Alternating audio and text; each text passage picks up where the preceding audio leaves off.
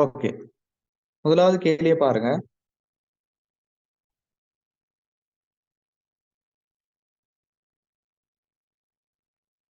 உங்களுக்கு எப்பொழுதும் அக்கவுண்டிங் பேப்பர்ல முதலாவது கேள்வி அது தேர்ச்சி 1ல இருந்து தான் கேட்கப்படும். நீர் ஒரு கணக்கீட்டு மாணவன் என்ற அடிப்படையில் பின்வரும் கூற்றுக்களில் சரியான கூற்றை தெரிவு செய்யுங்க.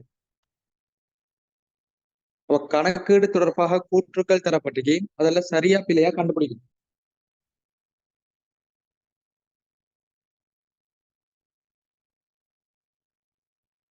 உங்களுக்கு முதலாவது கேள்வி எப்பொழுதும் தேர்ச்சி 1ல இருந்து கேட்கப்படும். சரியா? முக்கியமான 5 விஷயம் மேக்கி அதை உள்ளடக்கிதான் முதலாவது கேள்வி உருவாக்கப்படும். அதை தெளிவா பார்ப்போம். முதலாவது ஒரு கேள்வி உருவாக்கப்படக்கூடியது முதலாவது கூற்று கேள்வி வரலாம், அல்லது ஒரு ஆன்சர் தெரிவு செய்யற மாதிரி வரலாம்.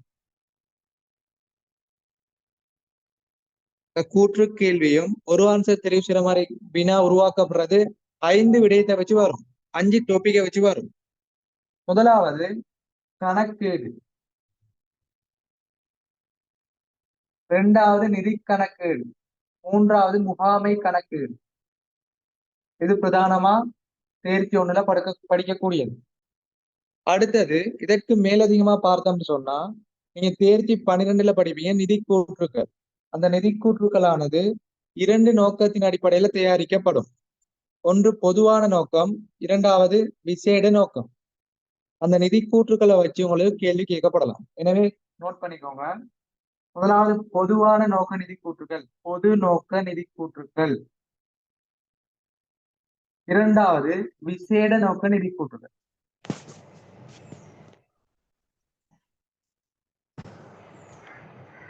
கணக்கீடு, நிதி கணக்கீடு, முகாமை கணக்கீடு. அடுத்தது பொது நோக்க நிதி கூற்றுக்கள், விசேட நோக்க நிதி கூற்றுக்கள். இதுல நாங்க பொது நோக்க நிதி கூற்றுக்களை தான் பிரதானமா நாங்க படிக்கிறது. நிதி கணக்கீடுல பொது நோக்க நிதி கூற்றுக்களை 2 முறையில சொல்லலாம். முதலாவது பொதுவாக, பொதுவான வரை விலக்கணத்துக்கு அமைய பொது நோக்க நிதி கூற்றுக்கள் தான் என்ன. இரண்டாவது கணக்கீட்டு என்ன கருச்சாட்டத்துக்கு அமையும்.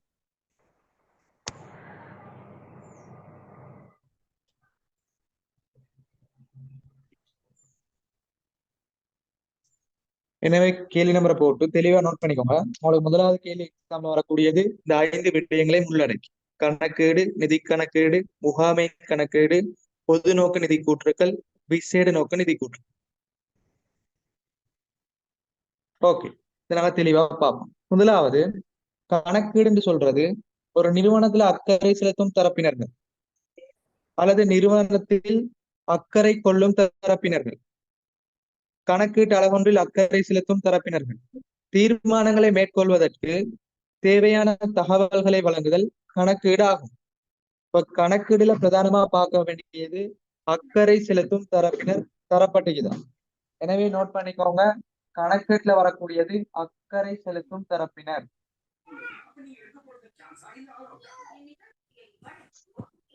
அப்படி இல்லாத சந்தர்ப்பத்துல அவனுக்கு அக்கறை செலுத்தும் தரப்பினர் 2ஆ உடைச்சு தரலாம். உள்ளக தரப்பினர், வெளியக தரப்பினர். இப்ப கணக்கெடுத்த அக்கறை செலுத்தும் தரப்பினர் வரலாம், உள்ளக வெளியக தரப்பினரும் வரலாம். ஓகே, இரண்டாவதுக்கு போறோம். நிதி கணக்கீடு. நிதி கணக்கீடு சொல்றதும் அதே விஷயம் தான். ஒரு நிறுவனத்துல அக்கறை செலுத்தும் தரப்பினர்கள் தீர்மானங்களை மேற்கொள்வதற்கு தேவையான தகவல்களை வழங்குதல். எனவே நிதி கணக்கீட்டுக்கும் போட்டுக்கோங்க, முதலாவது அக்கறை செலுத்தும் தரப்பினர் வரணும்.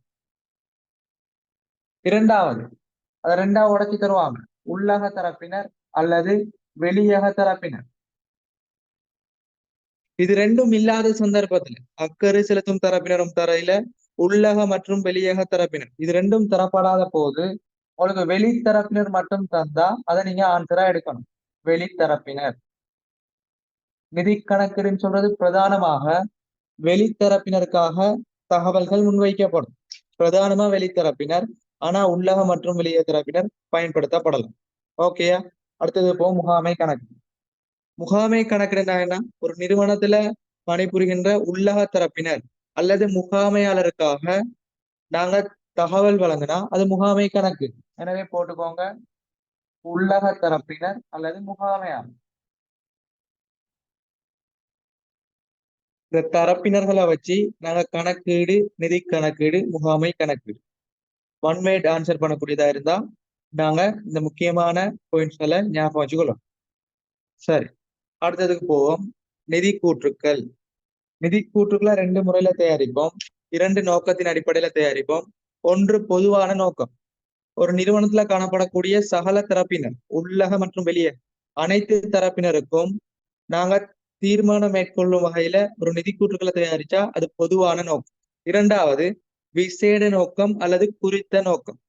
நிறுவனத்துல காணப்படக்கூடிய உட்கட்சியினர், முகாமையாளருக்காக நாங்க தயாரிச்சா அது விசேட நோக்கம். இதை நோட் பண்ணிக்கோங்க. பொதுவான நோக்கம். பொதுவான நோக்கம்னா என்ன? உள்ளக மற்றும் வெளியாக தரப்பினர் எல்லாருக்கும் வரும். அப்ப பொதுவாக பொது நோக்கு நிதி கூற்றுக்களை பொதுவா எப்படி சொல்லலாம்? ரெண்டு தரப்பினரும் சொல்லலாம், உள்ளக மற்றும் வெளியக தரப்பினர். ஓகே, அடுத்தது பாருங்க, விசேட நோக்கம். விசேட நோக்கம் சிம்பிளா சொல்லலாம், உள்ளக தரப்பினருக்காக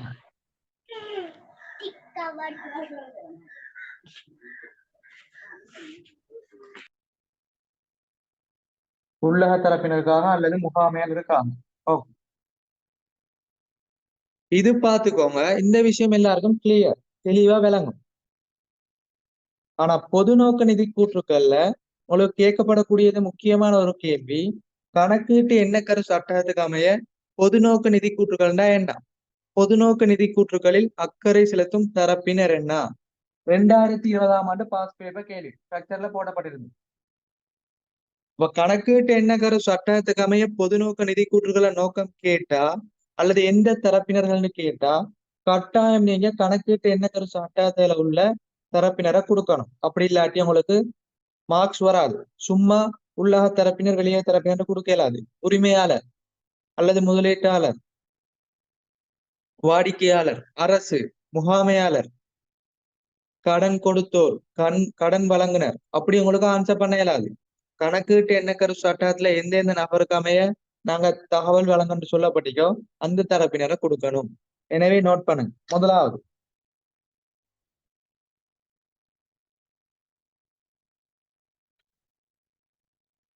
தற்கால மற்றும் சாத்தியமான முதலீட்டாளர். தற்கால மற்றும் சாத்தியமான முதலீட்டாளர். இரண்டாவது கடன் வழங்குனர். மூன்றாவது ஏனைய கடன் கொடுத்தோர்.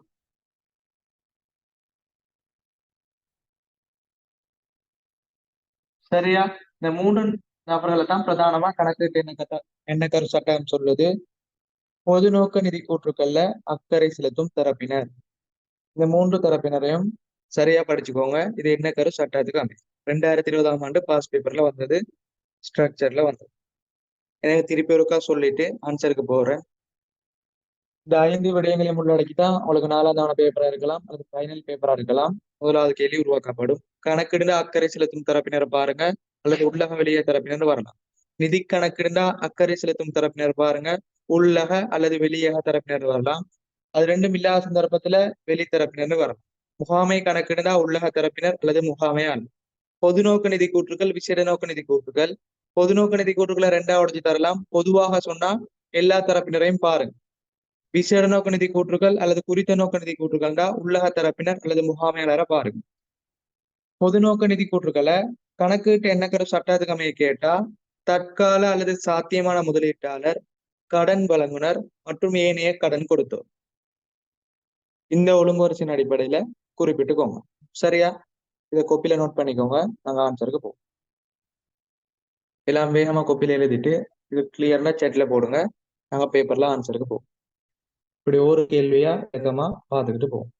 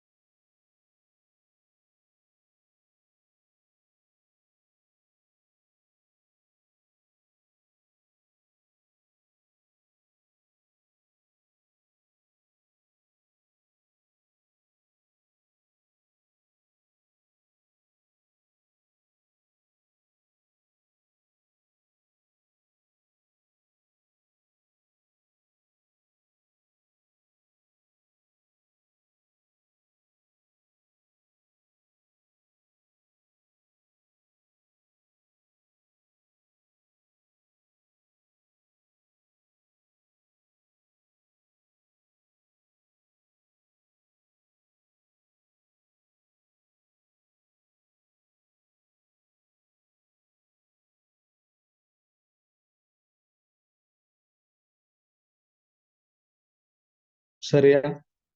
சொல்லப்பட்ட விஷயம் எல்லாரும் கிளியரா எழுதுறீங்களா? உங்களுக்கு முதலாவது கேள்வியை பாருங்க. கூற்றுக்கள் தரப்பட்டீங்க ஏபிசிடி. முதலாவது கேள்வி ரெண்டு முறையில உருவாக்கப்படும் சொல்லிட்டு, முதலாவது கூற்று கேள்வி தந்து ஒன்றுக்கு மேற்பட்ட ஆன்சர் தெரிவு செய்யப்படும், அல்லது 5 ஆன்சர் தரப்பட்டு ஒரு ஆன்சரை தெரிவு செய்யணும். அப்படி ஒரு ஆன்சர் தெரிவு செய்யறதுதா இந்த 5 விடயங்களையும் உள்ளடக்கி வரும் சொல்லிட்டு, இது முதலாவது விஷயம்.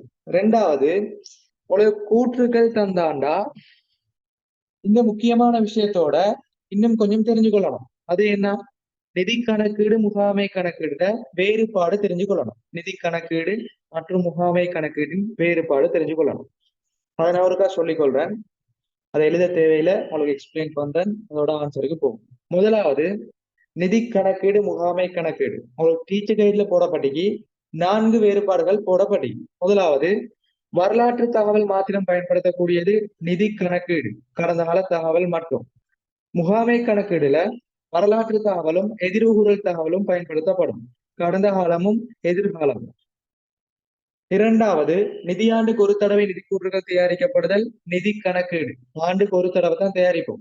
முகாமை கணக்கீட்டுல முகாமைக்கு தேவையான சந்தர்ப்பத்தில் நிதி கூற்றுகள் தயாரிக்கப்படும். மூன்றாவது, உள்ளக மற்றும் வெளியக தரப்பினருக்கு தகவல் முன்வைக்கப்படும் நிதி கணக்கீட்டுல. ஒரு நிறுவனத்துல காணப்படக்கூடிய சால தரப்பினருக்கும் தகவல் முன்வைக்கப்படும். உள்ளக தரப்பினருக்கு மாத்திரம் தகவல் முன்வைக்கப்படும் முகாமை கணக்கீட்டு. அடுத்து இறுதியா பாருங்க, கணக்கீட்டு எண்ணக்கருக்கள், நியமங்கள், சட்டங்கள், மரபுகள் பயன்படுத்தப்படும் நிதி கணக்கீட்டில். ஒரு கம்பெனி எப்படி செய்வீங்க? கணக்கீட்டு நியமங்களை அடிப்படையாக கொண்டு, ஒரு பங்குடைமை கணக்கீட்டு எண்ணக்கருக்கள், சட்டங்களை அடிப்படையாக கொண்டுதான் தயாரிப்போம். எனவே நிதி கணக்கீட்டுல சட்டம், எண்ணக்கருக்கள், மரபுகள் எல்லாம் வரும். முகாமை கணக்கீட்டுல கணக்கீட்டு எண்ணக்கருக்கள், நியமங்கள், சட்டங்கள், மரபுகள் பயன்படுத்தப்படாது. இது கூட டீச்சர் கைட்ல போடப்பட்ட பொதுவான வேறுபாடு. இதற்கு மேலதிகமா பார்த்தோம்னா, நிதி கணக்கீடு நிதிசார் தகவலை மாத்திரம் கொண்டுள்ளது. முகாமை கணக்கீட்டுல நிதி மற்றும் நிதி சாரா தகவல் ரெண்டும் வரும்.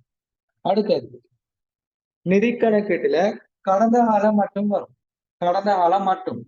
முகாமை கணக்கீடு, முகாமை கணக்கீடு சொல்லும் போது நீங்க எல்லாம் ஆன்சர் பண்ணுவீங்க, கடந்த காலமும் எதிர்காலம்னு சொல்வீங்க.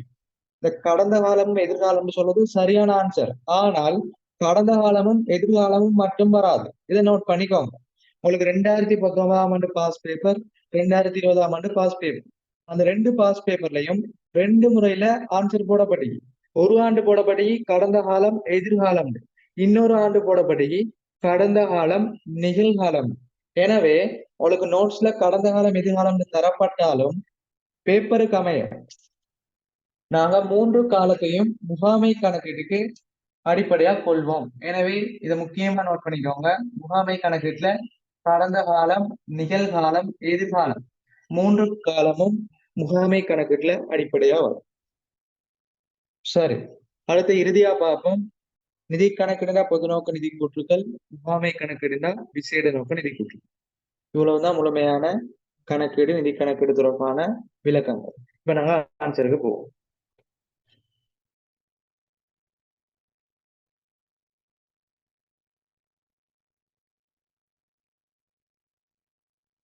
ஒவ்வொரு கூற்றுகளா பாருங்க, சரியா பிள்ளையாண்டு பாருங்க. நிதி கணக்கீடு அக்கறையுடைய தரப்பினர் தீர்மானங்களை மேற்கொள்வதற்கு தேவையான நிதி சார் நிதி சாரா தகவலை வழங்குகிறது. இப்பதான் சொல்லி தந்தேன். சரியா பிள்ளையா? செட்ல போடுங்க. நிதி கணக்கீடுன்னு சொல்றது நிதிசார் தகவல் மட்டும். முகாமை கணக்கீட்டுல தான் நிதி மற்றும் நிதி சாரா தகவல் வரும். எனவே முதலாவது சொல்லப்பட்டிருக்க நிதி கணக்கீட்டுல நிதி சாரா தகவலும் வரும். பணத்தினால் அளவிடக்கூடியதும் அளவிட முடியாததும் ரெண்டும் வருமா. எனவே முதலாவது ஆன்சர் பிழை. நமக்கு சரியானது மட்டும்தான் கேட்டீங்க. முதலாவது பிழை. ஏன் பிழை? பிரகட்ல போடுங்க. இந்த நிதி சாரா தகவல் இடம்பெறாது. பணத்தினால் அளவிடக்கூடிய தகவல் மட்டும்தான் நிதி கணக்கீட்டுல பதிவு செய்யப்படும். எனவே முதலாவது பிழை. அடுத்து இரண்டாவது பாருங்க, கணக்கீடானது பல்வேறுபட்ட சூழல் மாற்றங்களுக்கு ஏற்ப மாற்றம் அடையக்கூடியது. கணக்கீடுன்னு சொல்றது கணக்கீட்டு சூழலுக்குமே மாற்றம் அடையுமா. சரியா பிள்ளையா? பாத்துக்கோங்க. கணக்கீட்டு சூழல் தெளிவா படிச்சுக்கிறீங்க.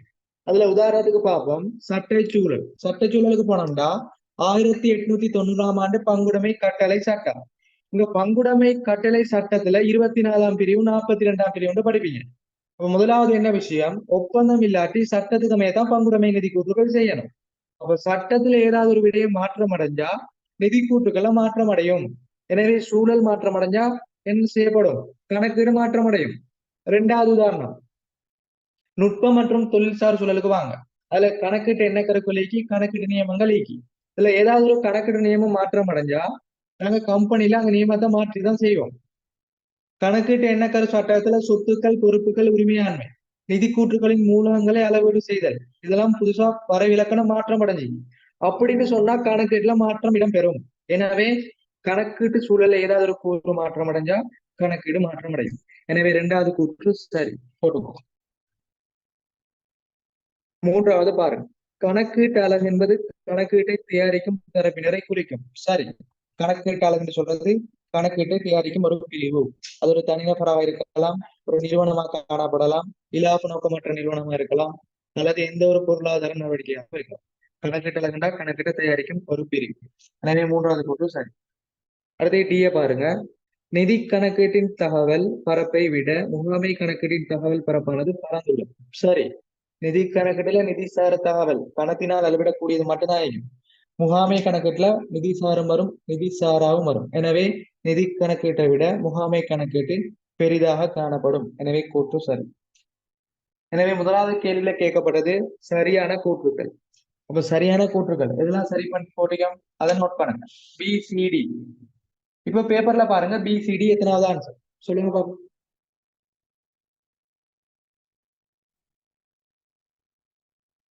Okay, very good. ரெண்டாவது ஆன்சர் போட்டுக்கோங்க. நம்பர் 2. ஒரு கேள்வி நம்பரை போட்டு அதோட தொடர்பான நோட்ஸ், முக்கியமான எக்ஸ்ட்ரா விடயம் செய்கை எல்லாம் எழுதிட்டு ஆன்சரை பிரேக்கெட் பண்ணி போடும். சரியா? முதலாவது கேள்வி எல்லாரும் கிளியர்னா செக்ல போடுங்க. அடுத்த கேள்வி போடும்.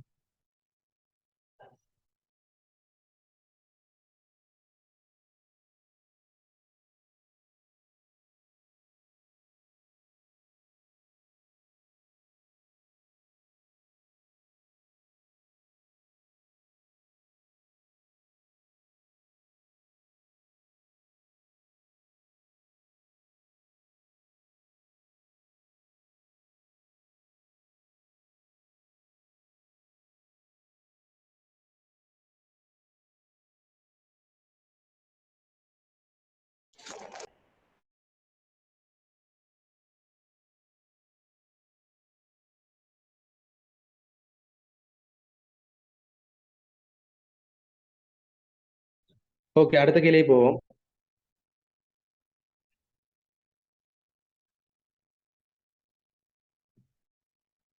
தெளிவா கொப்பில பேப்பர் தலைப்பு போட்டு முழுமையா ஆன்சர் எழுதிடுவாங்க.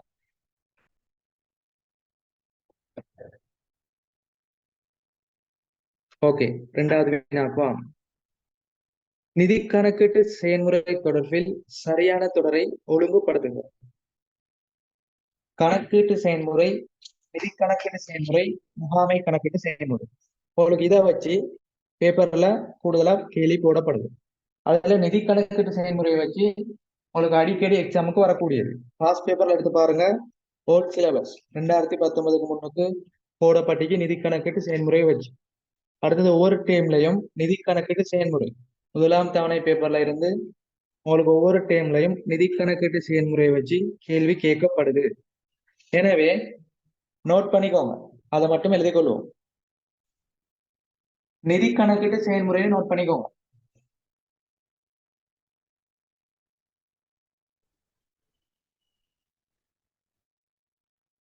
முதலாவது பாருங்க, கணக்கீட்டு செயல்முறை எல்லாருக்கும் தெரியும். கொடுக்கல் வாங்கல் இடம்பெறுதல், மூலாவணம் தயாரித்தல், மூலேடுகளில் பதிவு செய்தல், பொது பேரேட்டுக்கு மாற்றுதல், பொது பேரேட்டை சமப்படுத்துதல், பரீட்சை மீதி தயாரித்தல், அடுத்த நிதி கூற்றுகள் தயாரித்தல், இறுதியா தகவல் வழங்குதல். இது பொதுவா எல்லாரும் சொல்லுவீங்க இல்லவா? கொடுக்கல் வாங்கல் இடம்பெறுதல், மூலவனம் தயாரித்தல், மூலேடுகளில் பதிவு செய்தல், பொது பேரேட்டுக்கு மாற்றுதல், பொது பேரேட்டை சமப்படுத்துதல், பரீட்சை மீது தயாரித்தல், நிதி கூற்றுகள் தயாரித்தல், தகவல் வழங்குதல். ஆனா நிதி கணக்கீட்டு செயல்முறை அதே ஓர்டர் தான். ஆனா அந்த மொழி நடை கொஞ்சம் டிஃப்ரெண்டா இருக்கும். எனவே நீங்க நிதி கணக்கீட்டு செயல்முறை கொஞ்சம் என்ன செய்வீங்க, கஷ்டப்படுவீங்க. அதை பெருசா கவனத்துல எடுக்கிற இல்லை. எனவே நிதி கணக்கீட்டு செயல்முறையை தெளிவா படிச்சுக்கோங்க, எக்ஸாமுக்கு போடப்படலாம். முதலாவது இனம் காணுதலும் அளவீடு செய்தலும். வேகமா எழுதிக்கோங்க. முதலாவது இனம் காணுதலும் அளவீடு செய்தலும். இனம் காணல் அளவீடு செய்தல். மூலாவணம் தயாரித்தல், கொடுக்கல் வாங்கல், இனம் பெறுதல். அதைத்தான் நாங்க அப்படி சொல்லுவோம், இனம் காணல் அளவீடு செய்தல். இரண்டாவது பதிவு செய்தல், மூலேடுகளில் பதிவு செய்தல், அதை சொல்லுவோம் பதிவு செய்தல். மூன்றாவது பகுப்பாய்வு செய்தல், சொத்துக்களா பொறுப்புகளா உரிமையா வருமானமாண்டு கணக்கை நாங்க என்ன செய்வோம், பொது பேரிட்டுக்கு மாற்றுவோம். அதான் சொல்லுவோம் பகுப்பாய்வு செய்தல். சரி, மூன்றாவது போடுங்க வகைப்படுத்தல், சொத்துக்களா பொறுப்புகளா உரிமையா வருமானமாண்டு நாங்க கணக்கை வகைப்படுத்துவோம். எனவே முதலாவது இனம் காணுதல் அளவீடு செய்தல், பதிவு செய்தல், வகைப்படுத்தல். நான்காவது போடுங்க பொழிப்பாக்கல், பொது பேரத்தை சீராக்கணும், சமப்படுத்தணும், அது சொல்லுவோம் பொழிப்பாக்கல். ஐந்தாவது பகுப்பாய்வு செய்தல், பரிச்சயமையை தயாரிக்கிறது, நிதி கூட்டுகள் தயாரிக்கிறது, பகுப்பாய்வு செய்தல். எனவே 5 கணக்கீட்டு செயல்முறை காணப்படுது நிதி கணக்கீட்டுல. இனம் காணல் அளவீடு செய்தல், பதிவு செய்தல், வகைப்படுத்தல், பொழிப்பாக்குதல், பகுப்பாய்வு செய்தல். இதை நோட் பண்ணிக்கோங்க, நாங்க ஆன்சருக்கு போவோம். இதோட சேர்த்து முகாமை கணக்கீட்டு செயல்முறை. முகாமை கணக்கீட்டு செயல்முறையில மூன்று விடயம் தான். அது பெரும்பாலும் நீங்க கவனத்துல எடுக்கிற இல்ல படிக்கும் போது, அது சின்ன விஷயம்னு விட்டுட்டு போறது. சில சந்தர்ப்பங்கள்ல முகாமை கணக்கீட்டு செயல்முறையும் எக்ஸாமுக்கு போடலாம். 3 விடயம் இங்கே, அதையும் நோட் பண்ணிக்கோங்க. திட்டமிடல், பிளானிங் சொல்லுவோம். வரவு செலவு திட்டம் தயாரித்தல், பாதீடு என்று சொல்லுவோம். அடுத்தது கட்டுப்படுத்தல், கண்ட்ரோல். பிராக்கெட்ல போடுங்க கிரயங்களை கட்டுப்படுத்தல். திட்டமிடல், வரவு செலவு திட்டம் தயாரித்தல், கட்டுப்படுத்தல், கிரயங்களை கட்டுப்படுத்தல். இந்த 2 நோட்ஸும் எழுதிக்கோங்க, ஆன்சருக்கு போகும்.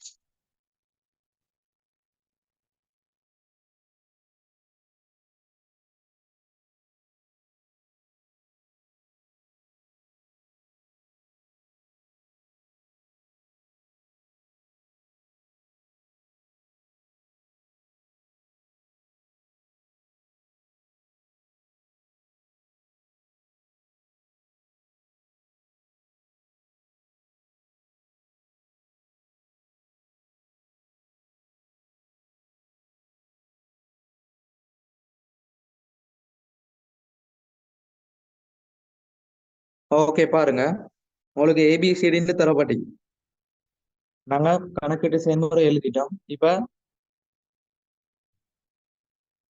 ஏபிசிடியை நாங்க போடுவோம், ஒழுங்குமுறைப்படுத்துவோம். முதலாவது பகுப்பாய்வு செய்தல். இப்ப பகுப்பாய்வு செய்தல்ல போடுங்க ஏ. இரண்டாவது பொழிப்பாக்கல் பி.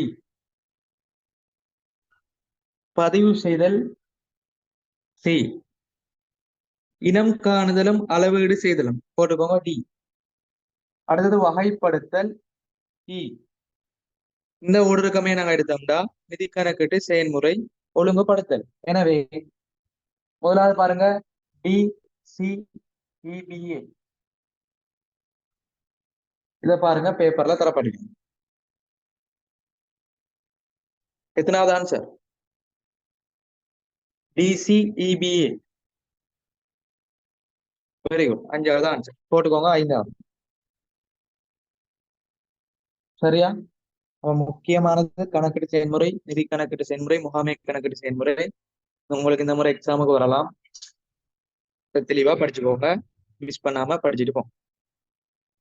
இந்த 2 கேள்வியும் எல்லாரும் கிளியர்டா செட்ல போடுங்க, அடுத்த வினாக போகும்.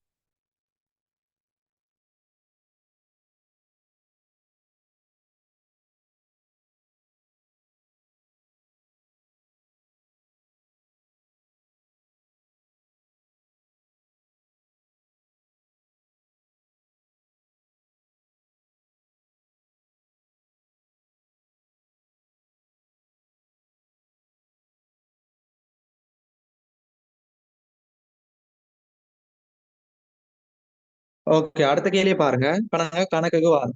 முதல் ரெண்டு கேள்வியும் நோட்ஸ்ல இருந்து போடப்பட்டிக்கு இலகுவா ஆன்சர் பண்ணணும். அடுத்து நாங்க கணக்குக்கு வரோம். இதுல பாருங்க, உங்களுக்கு பந்தி அமைப்பு கூற்றுகள் தரப்பட்டிக்கு, தரவுகள் தரப்பட்டிக்கு. அது கீழே பாருங்க, 3ஆம் 4ஆம் 5ஆம் வினாக்களுக்கு விடை தருக. 3ஆம் 4ஆம் 5ஆம் வினாக்களுக்கு விடை தருக. அப்ப 3 4 5க்கு நாங்க மேல உள்ள தரவுகளை அடிப்படையாக கொண்டுதான் ஆன்சர் பண்ணணும். முதலாவது 3வது கேள்வி, சொத்துக்கள் சமன் பொறுப்புகள் சக உரிமையாண்மை. 31/3/2023 காணப்படும் சொத்து பொறுப்புரிமை கேட்கப்பட்டது. 2வது இருப்புக்கள் இலாபம் 2 மீதி கேட்கப்பட்டது. 3வது மூலாவணம் கேட்கப்பட்டது. இந்த மூன்றையும் நாங்க ஒரே டைம்ல செஞ்சு பார்ப்போம். எப்படி நாங்க ஒரே டைம்ல செய்யறது? கிளாஸ்ல பொறுமையா படிக்கலாம், ஆனா எக்ஸாம்ல 2 மணி நேரத்துல 50 கேள்வி செய்யணும். எனவே வேகமா செஞ்சுக்கொள்ளணும்.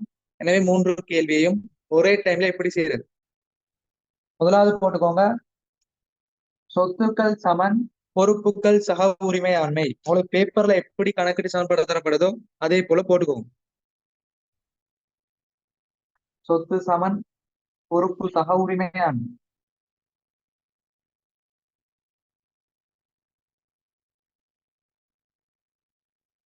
இரண்டாவது மூல ஆவணம். 5வது கேள்வியில கேட்கப்பட்டிக்கு மூல ஆவணங்கள் கேட்கப்பட்டிக்கு.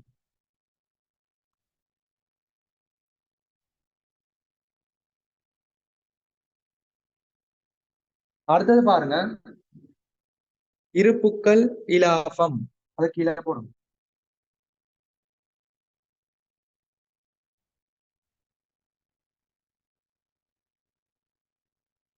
ஓகே,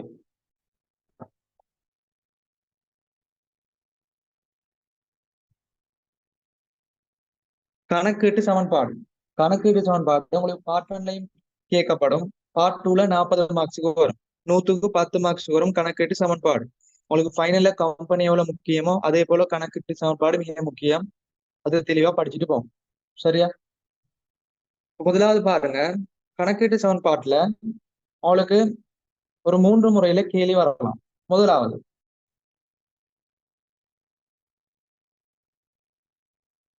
31/3/2023 உங்களுக்கு டேட் தரப்பட்டு இறுதி விலை ஒன்று கேட்கலாம். 31/3/2023 டேட் தரப்பட்டு இறுதி விளைவு கேட்கலாம். இது முதலாவது மெத்தட். அப்படின்னு சொன்னா கொடுக்கல் வாங்கல் எல்லாத்தையும் பதிவு செய்யணும். இறுதியில வரக்கூடிய மீதி இறுதி விளைவு. 2வது, உங்களுக்கு ஏபிசிடின்னு தரப்பட்டு உங்களுக்காக தெரிவு செஞ்சு தருவான். ஏபிசிடின்னு தரப்பட்டு ஏ கமா பி கமா சி ஆகிய கொடுக்கல் வாங்கல்களை கணக்கீட்டு சமன்பாட்டில் பதிவு செய்க. அப்ப தரப்பட்ட கூற்றுக்கள்ல தெரிவு செஞ்ச கூற்றுக்களை மட்டும் பதிவு செய்யணும். இது 2வது மெத்தட். அல்லது ஆனாவனா ஈனாண்டு தந்து சொல்லப்படக்கூடிய கூற்றுக்களை மட்டும் பதிவு செய்யணும். அல்லது 1 2 3 4 தந்து அவனே சொல்லுவான் 2 3 4 ஆகிய கொடுக்கல் வாங்கல்களை பின்வரும் கணக்கீட்டு சமன்பாட்டில் பதிவு செய்யும். அப்ப முதலாவது வரக்கூடியது டேட் தந்து தந்தா முழுமையா பதிவு செய்யணும். அப்படி இல்லையா, உங்களுக்கு 1 2 3 4 ABCD ஆனாவனா தந்து அவனே இந்த கொடுக்கல் வாங்கலை மட்டும் பதிவு செய்யுங்கன்னா அதை மட்டும் பதிவு செய்யணும்.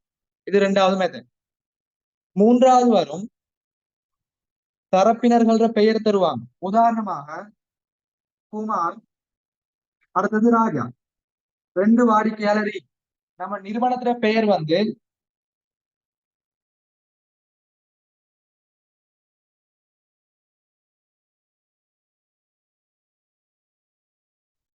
நம்மட நிறுவனமானது இந்த குமாரோடையும் கொடுக்கல் மேற்கொண்டு ராஜாவுடையும் கொடுக்கல் வாங்கல மேற்கொண்டு பேப்பர்ல தருவான். ராஜாவோட தொடர்புடைய கொடுக்கல் வாங்கலை மாத்திரம் கணக்கீட்டு சமன்பாட்டில் பதிவு செய்க. பாஸ் பேப்பர் எடுத்து பாருங்க, 2019 இதே மெத்தட்ல வந்து. அப்ப 3 மெத்தட்ல வரும். சரியா? 3 மெத்தட்ல வரும். தெளிவா விளங்கும். முதலாவது டேட் தந்து இறுதி கேட்டா முழுமையா கொடுக்கல் வாங்கல பதிவு. அதுல ஒண்ணும் பார்க்க தெரியும். அடுத்தது கூற்றுக்கள் தரப்பட்டு உங்களுக்கு இதை தெரிவு செஞ்சு தந்தா அதை மட்டும் பதிவு செய்யும். அப்படி இல்லையா, நம்மளோட நிறுவனமானது வாடிக்கையாளரோட கொடுக்கல் வாங்கல் தந்து அந்த வாடிக்கையாளரை பெயர் குறிப்பிட்டு பதிவு செய்ய சொன்னா அதை மட்டும் பதிவு செய்யும். சரியா? இப்படி 3 மெத்தட்ல வரும். இதை முதலாவது தெளிவா பேப்பர்ல பார்த்துக்கோங்க. டேட் தரப்படும், அல்லது கூற்றுக்கள் மாதிரி தரப்படும், அல்லது வாடிக்கையாளரை பெயரை குறிப்பிட்டு இவரோட தொடர்பான கொடுக்கல் வாங்கலை மட்டும் பதிவு செய்யுங்கடா, அதை மட்டும் பதிவு செய்யணும். சரி, அடுத்ததுக்கு போகும்.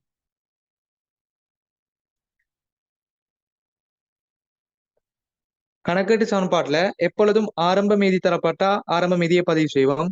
அடுத்தது கொடுக்கல் வாங்கல பதிவு செஞ்சா இறுதி ஆன்சர் கண்டுபிடிக்கப்படும். இப்போ முதலாவது ஆரம்ப மீதியை போடும்.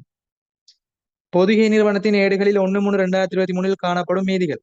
அப்ப உங்களுக்கு தரப்பட்டிக்கு இருப்புக்கள், வியாபார வருமதி, வியாபார சென்மதி, காசு, உரிமையான். நமக்கு தந்த ஃபார்மட் சொத்து சமன் பொறுப்பு சக உரிமை. அப்ப உங்களுக்கு நடைமுறை சொத்து, நடைமுறை பொறுப்பு எல்லாம் பிரிவா தந்தி. அதனால கூட்டி சொத்துக்கள், பொறுப்புகள், உரிமையில போடணும். அப்ப முதலாவது சொத்துக்கள்ல போடுங்க. முதலாவது சொத்துக்கள்ல இருப்புக்கள் 65,000, வியாபார வருமதி 48,000, காசு 1,52,000. இது மூன்றையும் கூட்டி சொத்துக்கள்ற மீதியா போடுங்க. 65, 48, 1,52,000. இதை மூன்றையும் கூட்டினா மீதி எவ்வளவு?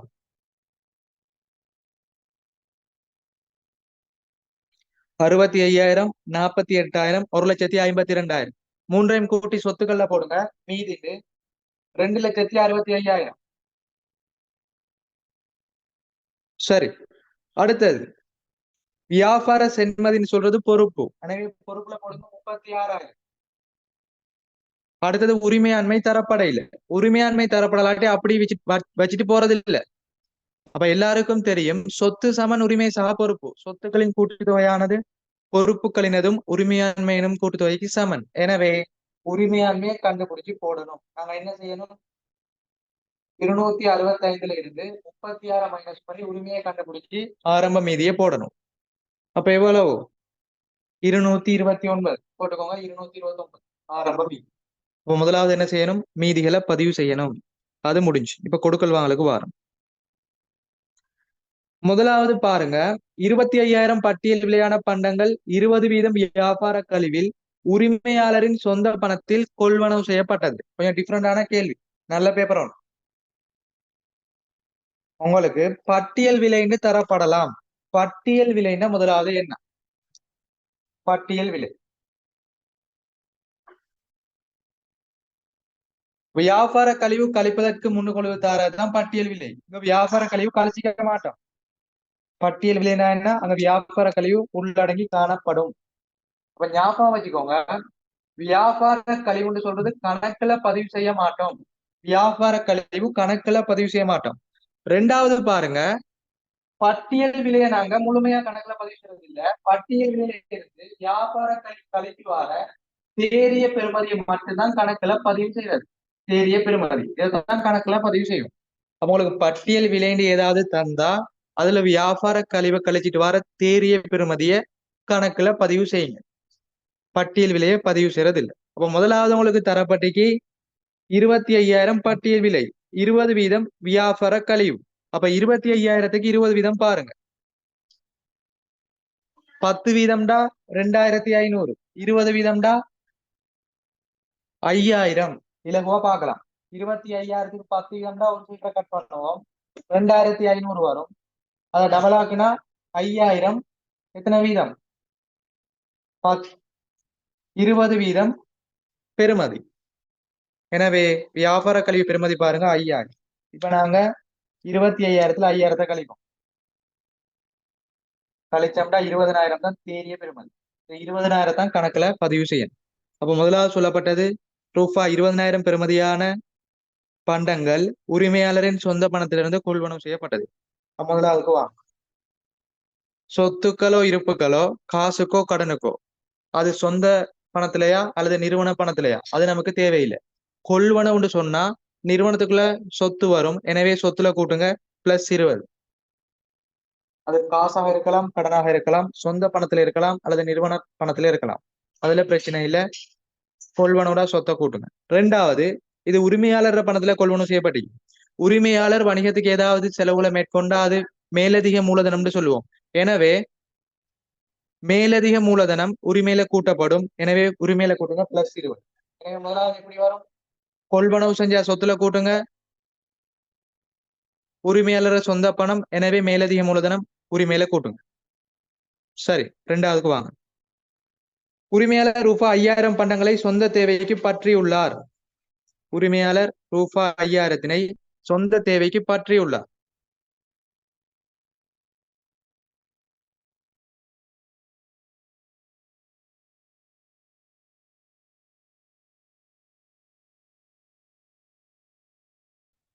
ரெண்டாவது பற்று. பற்றுன்னு சொல்றது டிரெக்டா உரிமையில மைனஸ் பண்ணப்படும். எல்லாருக்கும் தெரியும் பற்றுண்டா உரிமையை குறைக்கும். எனவே உரிமையில மைனஸ் பண்ணுங்க பற்று -5. இங்க பொருள் பற்று சொல்லப்பட்டியா காசு பற்றா? பொருள் பற்று. எனவே பொருள் பற்றுண்டா சொத்துல மைனஸ் பண்ணுங்க. இருப்புகள் சொத்துல காணப்படும். எனவே சொத்துல மைனஸ் பண்ணுங்க. காசாக இருந்தாலும் பொருளா இருந்தாலும் சொத்துல மைனஸ் பண்ணுங்க. எனவே முதல் 2 கொடுக்கல் வாங்கல் முடிஞ்சு. மூன்றாவது பாருங்க. இத்தினத்தில் தன்னிடமுள்ள இருப்புகளில் அரை பகுதியை கிரயத்தில் 25% இலாப எல்லையில் கடனுக்கு விற்பனை செய்தது. இத பாருங்க.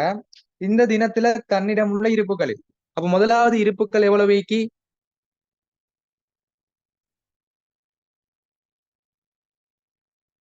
ஆரம்பத்துல இருப்புகளை பாருங்க. பேப்பர்ல தரப்படி 65,000 ஆரம்பத்துல இருப்புகளை. அடுத்தது நாங்க எவ்வளவு கொள்வனவு செய்யறோம்? 20,000.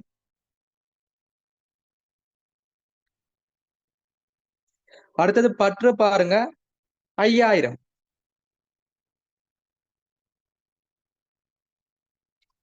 ஆரம்பத்துல 20. சரியா? ஆரம்பத்துல 65, கொள்வனவு செய்யறோம் 20. அடுத்தது பாருங்க பற்று 5,000. அதை கழிங்க. கழிச்சா தன்னிடமுள்ள இருப்புகளின் பெறுமதி 80,000. இது முதலாவது கண்டுபிடிக்க தெரியணும். ஆரம்பத்தில் உள்ள 65,000, கொள்வனவு செய்யறது 20,000, பற்றுண்டா கழிக்கணும். அப்ப தேறியது வரும் 80,000 தன்னிடம் உள்ள இருப்பு. அந்த 80,000த்துல அரை பகுதியை 50%. அப்ப 40,000 விற்பனை செய்யறான்.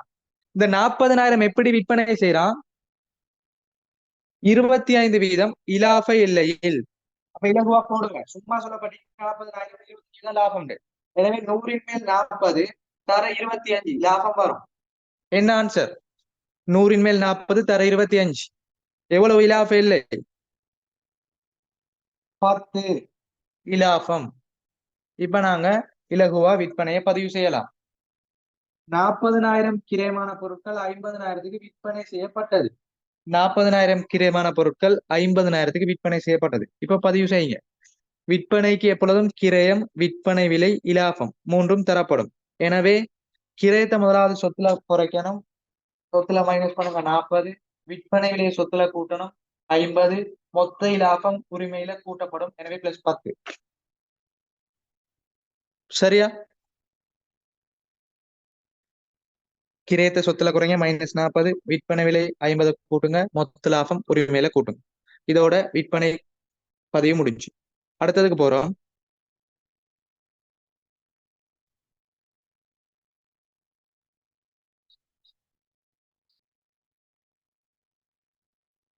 உட்திரும்பல் 5,000.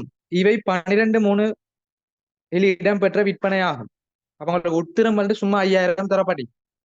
உட்திரும்பல் 5,000 உட்திரும்பலை மட்டும் பதிவு செய்யலாது. உட்திரும்பலுக்கும் கிரயம் தேவை, விற்பனை விலை தேவை, நட்டம் தேவை. அதை கண்டுபிடிச்சு போடணும். சும்மா உட்திரும்பல் தந்தா அது விற்பனை விலையாக கருதணும். சரியா? சும்மா உட்திரும்பல் தந்தா அது விற்பனை விலை. இப்ப நாங்க உட்திரும்பல்ற கிரயம் நட்டத்தை கண்டுபிடிச்சு அதை பதிவு செய்வோம். அப்ப முதலாவது தரப்படிக்கு உட்திரும்பல் சும்மா 5,000. சும்மா 5,000 தந்தா அது விற்பனை விலையா இருக்கு. இதை எப்படி கண்டுபிடிக்கிறது? தெளிவா சொல்லி தரம் பாருங்க. இதுக்கு முன்னுக்கு நாங்க விற்பனை செஞ்ச கிரயம் விற்பனை விலையிட ரேஷுவை எடுக்கணும். அப்ப பாருங்க 40,000 கிரயமான பொருள் 50க்கு விற்பனை.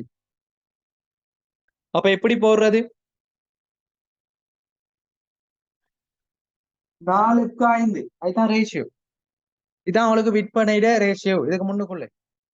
இப்ப நீங்க போடுங்க அதே மாதிரி சமன்பாடு. 50% தான் விற்பனை.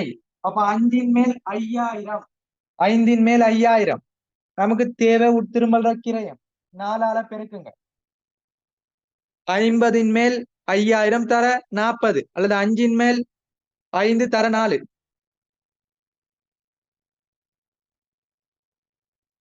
என்ன ஆன்சர் வரும்? கிரைய பெறுமதி 4, உட்திரும்பலின் கிரைய பெறுமதி 4. இப்ப இலகுவா கண்டுபிடிச்சாச்சு. 4 கிரயம், விற்பனை விலை 5, நட்டம் 1000. இப்ப நாங்க இலகுவா பதிவு செய்வோம். சரியா? விற்பனையா இருந்தாலும் உட்திருமலா இருந்தாலும் கிரயம் தேவை, விற்பனை விலை தேவை, இலாபம் அல்லது நட்டம் தேவை. அப்ப ஆரம்பத்துல 40,000 கிரயமான பொருட்கள் 50,000க்கு விற்பனை செய்யப்பட்டு பதிவு செஞ்சிட்டோம். ரெண்டாவது உட்திரும்பல் தரப்பட்டிக்கு விற்பனை விலை மட்டும்தான் தரப்பட்டிக்கு. நமக்கு கிரயம் தேவை தெரிஞ்சாதான் பதிவு செய்யலாம். அப்ப ஆரம்பத்துல 40,000 50,000க்கு விற்பனைனா 40க்கு 50. அப்ப அதே மாதிரி சமன்பாடை உருவாக்கணும். 50 மேல் விற்பனை விலை 5000, நமக்கு தேவை கிரயம். அப்ப கிரய ரேஷியோ பெருக்குங்க 40, அப்ப 4000. அப்ப 4000 கிரயம், 5000 விற்பனை விலை, நட்டம் 1000. இப்ப உட்திரும்பல்ல பதிவு செய்யும். நாங்க கடன் விற்பனைய மாத்தி பதிவு செஞ்சா அது உட்திரும்பல். முதலாவது கிரயத்தை நாங்க என்ன செஞ்சுப்போம், மைனஸ் பண்ணிப்போம். இப்ப கிரயத்தை கூட்டணும். எனவே பிளஸ் பண்ணுங்க 4000. முதலாவது விற்பனை விலையை பிளஸ் பண்ணிப்போம். இப்ப விற்பனை விலையை கழிக்கணும். மைனஸ் பண்ணுங்க 5000. மொத்த லாபம் கூட்டிப்போம், மொத்த நட்டம் கழிக்கணும். மைனஸ் பண்ணுங்க 1000 உரிமை.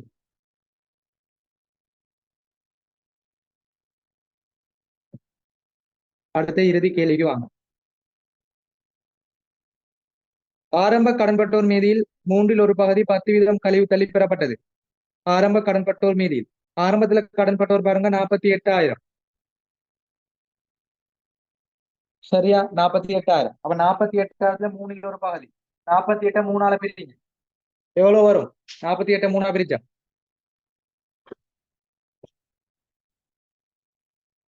வேகமா ஆன்சர் போடணும். 48 மூணா பிரிச்சா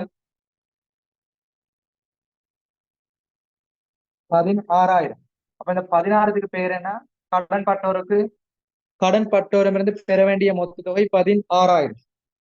இதை முதலாவது கண்டுபிடிக்கணும். மொத்த பெறுமதி 48,000. அதில் மூன்றில் ஒரு பகுதினா மூன்றால பிரிங்க. இந்த 16,000 பெயர் கடன் பட்டோரிடமிருந்து பெற வேண்டியது.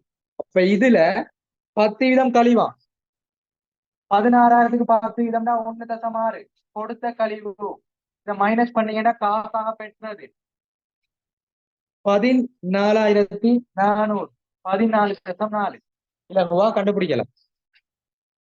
மொத்தம் 48 மூணால பிரிங்க 16,000. மொத்த கடன் பட்டோரிடமிருந்து பெற வேண்டியது. அதுல 10%டா ஒரு சைபரை முன்னுக்கு வைங்க, 1.6. அதை மைனஸ் பண்ணோம்டா காசு செலுத்தினது 14,400. சிம்பிள். இப்ப நாங்க கணக்கீட்டு சமன்பாட்டுல பதிவு செய்யும். காசா கிடைக்கல சொத்துல கூட்டுங்க, பிளஸ் 14.4. கடன் பட்டோர்ல இருந்து பணம் வசூலிச்சுட்டோம். அப்ப மொத்த பெருமதியும் சொத்துல குறைங்க 16. கொடுத்த கழிவு ஒரு செலவினம், உரிமையில குறைங்க 1.6. இப்ப இறுதி ஆன்சர் வரும். இப்ப கூட்டி எடுத்து சொல்லுங்க பாப்போம். சொத்துக்கள், பொறுப்புகள், உரிமையாண்மை என்ன ஆன்சர்?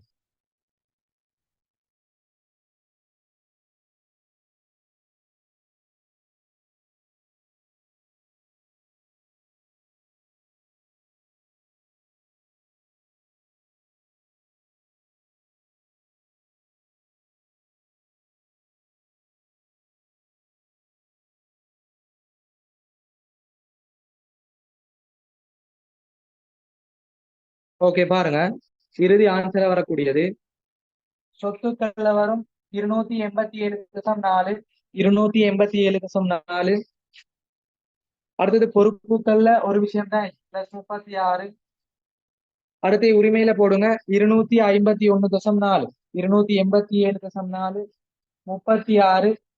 அடுத்தது இறுதியா 251.4 உரிமை. ஆன்சரை பாருங்க மூன்றாவது. ஆன்சரை பாருங்க மூன்றாவது. இப்படிதான் கணக்கீட்டு சமன்பாடு செய்யறது. இது நல்ல பேப்பர் ஒண்ணு. சரியா? மூன்றாவது. உங்களுக்கு கணக்கீட்டு சமன்பாட்டுல பதிவு செஞ்சு கிளியர்னா ஓகேன்னு போடுங்க. அடுத்த ரெண்டு கேள்விக்கும் போகும்.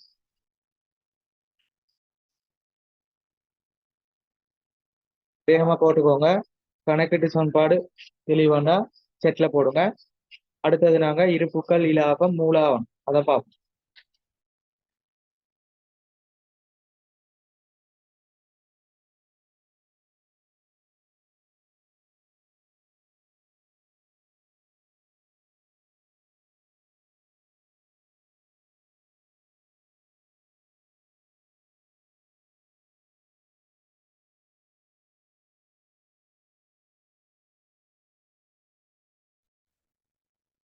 ஓகே, நாங்க அடுத்த கேள்வி போவோம்.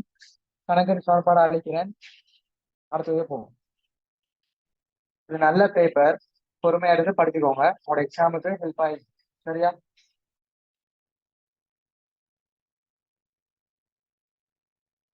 இப்ப ரெண்டாவது கேள்விக்கு போவோம். இருப்புக்கள் இலாபம்.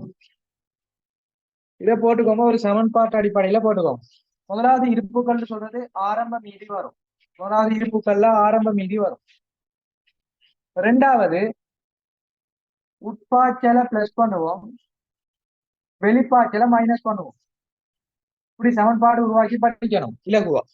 ஆரம்ப மீதியை பிளஸ் பண்ணுவோம், உட்பாய்ச்சலை பிளஸ் வெளிப்பாய்ச்சல் தான் மைனஸ். முதலாவது உட்பாய்ச்சல் தான் என்னென்ன வரும், ஒரு நிறுவனத்துக்குள்ள இருப்பு எந்தெந்த வழியில வருதோ அது உட்பாய்ச்சல், எந்தெந்த வழியில போதோ வெளிப்பாய்ச்சல். முதலாவது இருப்புகளை கொள்வனம் செஞ்சா உட்பாய்ச்சல். ரெண்டாவது நாங்க விற்பனை செஞ்ச பொருள் திருப்பி வரோம், உட்திரும்பல் ஒரு உட்பாய்ச்சல். கொள்வனவு உட்பாய்ச்சல், நாங்க விற்பனை செய்த பொருள் திருப்பி நம்ம நிறுவனத்துக்குள்ளே வரும், உட்திரும்பல் ஒரு உட்பாய்ச்சல். அடுத்தது வெளிப்பாய்ச்சல் போடுங்க, விற்பனை எனது ஒரு வெளிப்பாய்ச்சல், நாங்க கொள்வனவு செய்த திருப்பி அனுப்புறோம், வெளித்திரும்பல் ஒரு வெளிப்பாய்ச்சல். அடுத்தது பொருள் பற்று, அது ஒரு வெளிப்பாய்ச்சல். இவ்வளவுதான் சொல்லுவோம். எனவே கொள்வனவு உட்திரும்பலை பிளஸ் பண்ணணும், விற்பனை வெளித்திரும்பல் பொருள் பற்ற என்ன செய்வோம், மைனஸ் பண்ணணும். இருப்புகள பெருமதி வரும். ரெண்டாவது இலாபம். இலாபம் எப்படி கண்டுபிடிக்கிறது, இலகுவா. வருமான குற்றச்சார் மொத்த இலாபத்தோட ஏனைய வருமானத்தை கூட்டுவோம், ஏனைய செலவை கழிப்போம், ஆண்டுக்குரிய லாபம் வரும். மொத்த இலாபத்தோட ஏனைய வருமானத்தை கூட்டுவோம், ஏனைய செலவை கழிப்போம், ஆண்டுக்குரிய லாபம் வரும். இந்த சார்ட் எழுதிக்கோங்க. ஆரம்ப மீதி உட்பாய்ச்சலை கூட்டுவோம், வெளிப்பாய்ச்சலை கழிப்போம். உட்பாய்ச்சல்டா கொள்வனவும் உட்திரும்பலும், வெளிப்பாய்ச்சல்டா விற்பனை பொருள் பற்று வெளித்திரும்பல். லாபம் தான் ஆண்டுக்குரிய லாபம், மொத்த லாபத்தோட ஏனைய வருமானத்தை கூட்டி ஏனைய செலவை கழிப்போம்.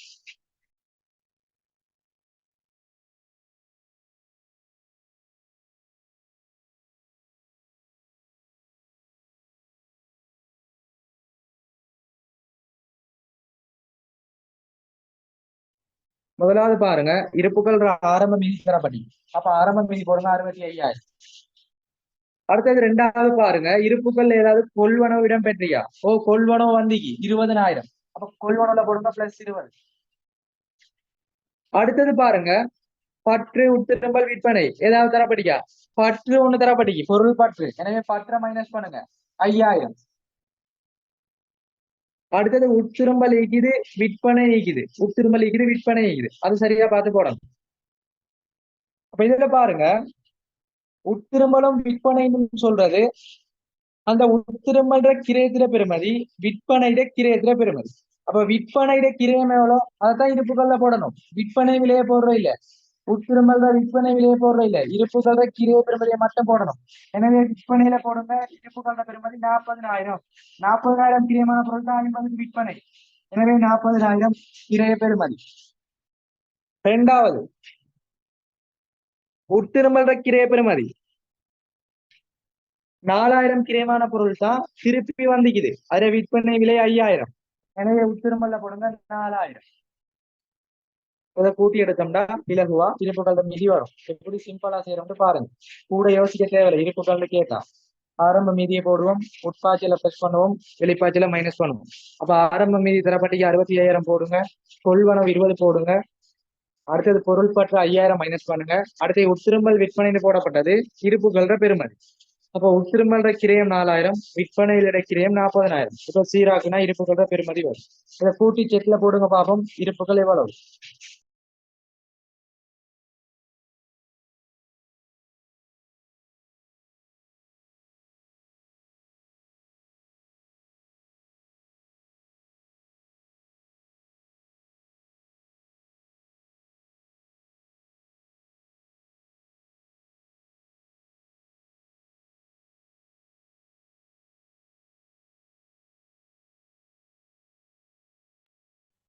Okay, very good. போட்டுக்கோங்க 44,000 இருப்புக்கள். எனவே இருப்புகளுக்கு ஆன்சர் 44,000. இரண்டாவது இலாபத்துக்கு போவோம். இலாபம் இலகுவா கண்டுபிடிக்கலாம். முதலாவது மொத்த லாபம், விற்பனை கிரயம் கழிக்க தேவையில்லை. முதலாவது மொத்த லாபத்துக்கு வாங்க. மொத்த லாபம் இன்னைக்கு பாருங்க, 40,000 கிரியமான பொருள் 50 விற்பனை, 10 மொத்த லாபம். நட்டம் 1000 மீதி அதை அப்படி போடுவோம். அப்ப மொத்த லாபம் எவ்வளோ? 10ல இருந்து 1000 போனா தேதிய மொத்த லாபம் எவ்வளோ? 9000. ஆரம்பத்துல 10,000, அதோட நட்டத்தை கழிங்க, 9000 மொத்த லாபம். அதுல இருந்து வருமானத்தை கூட்டி செலவை கழிங்க. வருமானம் செலவுகளை திருப்பி போயிட்டு கொடுக்கல் வாங்கல வாசிச்சு பார்க்க கூடாது, டைம் இல்ல. உரிமையாண்மையில வருமானம் செலவுகள் பதிவு செய்யப்படும். பிளஸ் பண்ணப்படுறது வருமானம், மைனஸ் பண்றது செலவு. அப்ப இதுல பாருங்க, ஆரம்பத்துல மீதி வராது. அடுத்த 20ன்னு சொல்றது என்ன? கொள்வனவோ, அதுவும் வராது. 5000 பற்று, அதுவும் வராது. அடுத்து 10,000 மொத்த லாபமும் மொத்த நட்டமும், அதுவும் வராது. அப்ப இறுதியில 1.6. அதுதான் சொல்லுவோம் கொடுத்த கழிவு, ஒரு செலவீனம். அப்ப ஏனைய செலவுல போடுங்க 1.6 மைனஸ் பண்ணுங்க. அப்ப 9000த்துல 1.6 போனா இலாபம் 7400, 7.4. இப்படிதான் சிம்பிளா கண்டுபிடிக்கிறது. திருப்பி கொடுக்கல் வாங்கல பாசிட்டிவ் பார்க்க தேவையில்லை. உரிமையில பதிவு செய்யக்கூடியது வருமானங்கள் செலவுகள். வருமானங்கள் பிளஸ் பண்ணப்படும், செலவுகள் மைனஸ் பண்ணப்படும். எனவே மொத்த லாபம் 9000, வருமானம் இல்ல, செலவுகள் மட்டும் 1.6 மைனஸ் பண்ணுங்க 7.4. இப்ப சாட்டுக்கு வாங்க. உங்களுக்கு 4வதுக்கு 44,000 7,400. எத்தனாவது ஆன்சர்?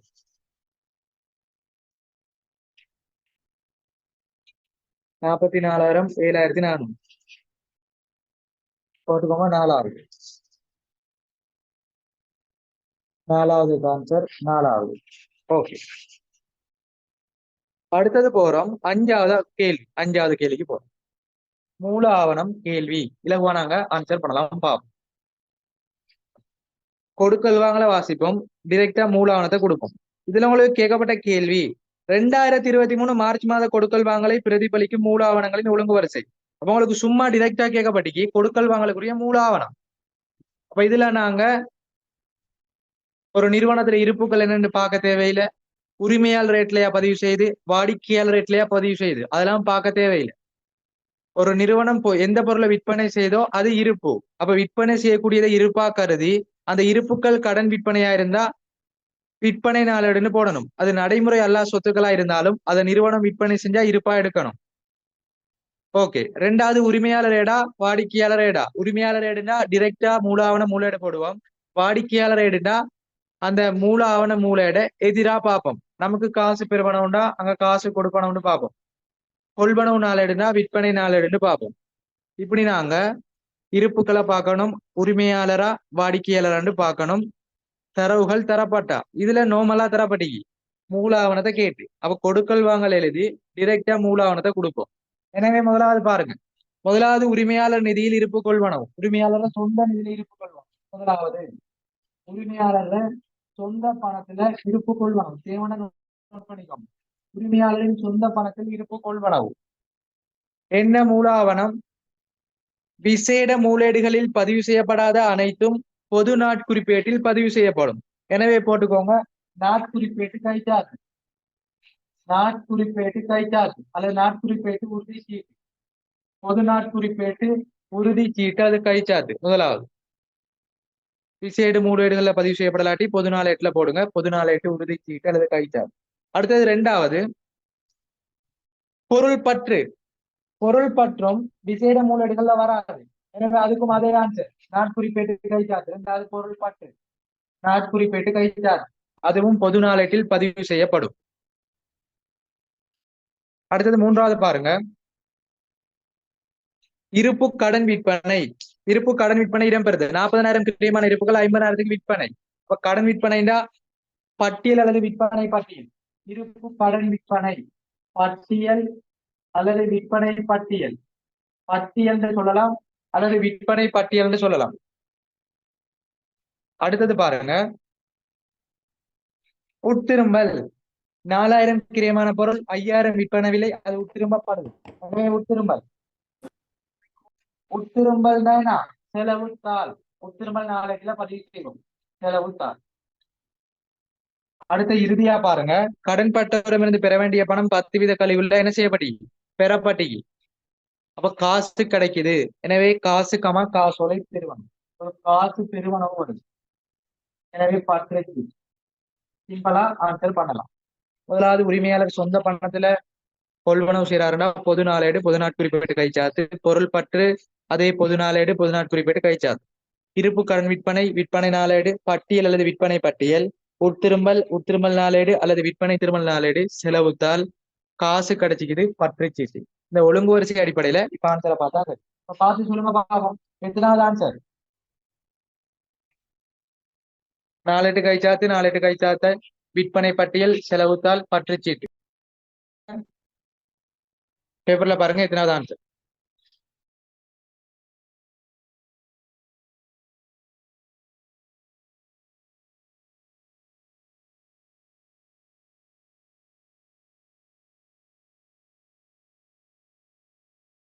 Okay, very good. பேப்பர்ல 2வது ஆன்சர். அதை கீழே போட்டுக்கோங்க. 2வது. நாங்க எவ்வளவு நேரம் பார்த்த 1 தொடக்கம் 5 வினாக்கள் எல்லாருக்கும் கிளியர்னா செட்ல போடுங்க. அடுத்த கேள்விக்கு போவோம்.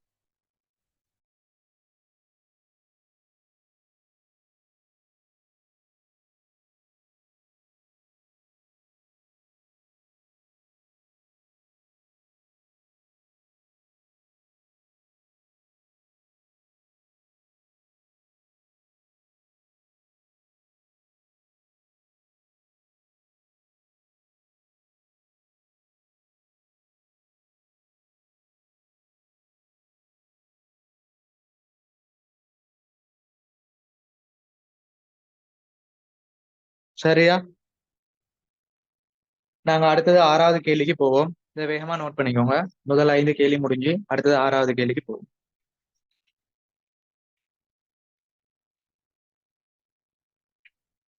6வது கேள்வி முக்கியமான கேள்வி. வங்கி இணக்க கூற்றோட தொடர்பானது. நிறைய விஷயம் சொல்லி தருவோம் பாருங்க. சிம்பிளா கேள்வி கேட்கப்படையில கண்டுபிடிச்சு செய்யற மாதிரி கேட்டீங்க. 6வது கேள்வி. சரியா? இதை நான் அழிக்கிறேன். அடுத்தது 6வது கேள்விக்கு போவோம். எல்லாம் பேப்பரை பாருங்க. 6வது கேள்வியில என்ன கேட்கப்பட்டு பாருங்க. உங்களுக்கு வங்கி இணக்க கூற்று பாடம் பார்ட் 2ல போடப்படலாம். பார்ட் 1ல கட்டாயம் வரும். பார்ட் 1ல டேம் எக்ஸாம்ல வரக்கூடியது. ஆனா பார்ட் 2ல வங்கி இணக்க கூற்று வருமா வராதா? அதுல ஒரு சந்தேகம் நீங்கி போடப்படலாம் அல்லது இல்லை. போடப்பட்டா செய்யுங்க.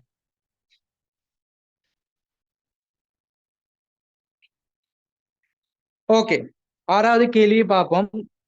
முதலாவது வேண்டப்படுவது என்ன? 6ஆம் 7ஆம் வினாக்களுக்கு விடை தருக. 6வது மேலாவதும் மேல தரப்பட்ட தகவலை வச்சு செய்யணும். 6வது கேள்வி திருத்திய காசு கட்டுப்பாட்டு கணக்கு மீதி. 7வது கேள்வி வங்கி கூற்று மீதி. அப்ப எல்லாருக்கும் தெரியும், திருத்திய காசு கணக்கு மீதின்னு சொல்றது திருத்திய காசு கட்டுப்பாட்டு கணக்கினூடாக கண்டுபிடிக்கிறது. வங்கி கூற்று மீதினா வங்கி இணக்க கூற்றினூடாக கண்டுபிடிக்கிறது. எனவே முதலாவது சாட்டை போட்டுக்கணும். திருத்திய காசு கணக்கு 2வது போடுங்க வங்கி இணக்க கூற்று. அதை அடிச்சுக்கோங்க. திருத்திய காசு கணக்கு 2வது வங்கி இணக்க கூற்று. 6வது கேள்வி 7வது கேள்வி.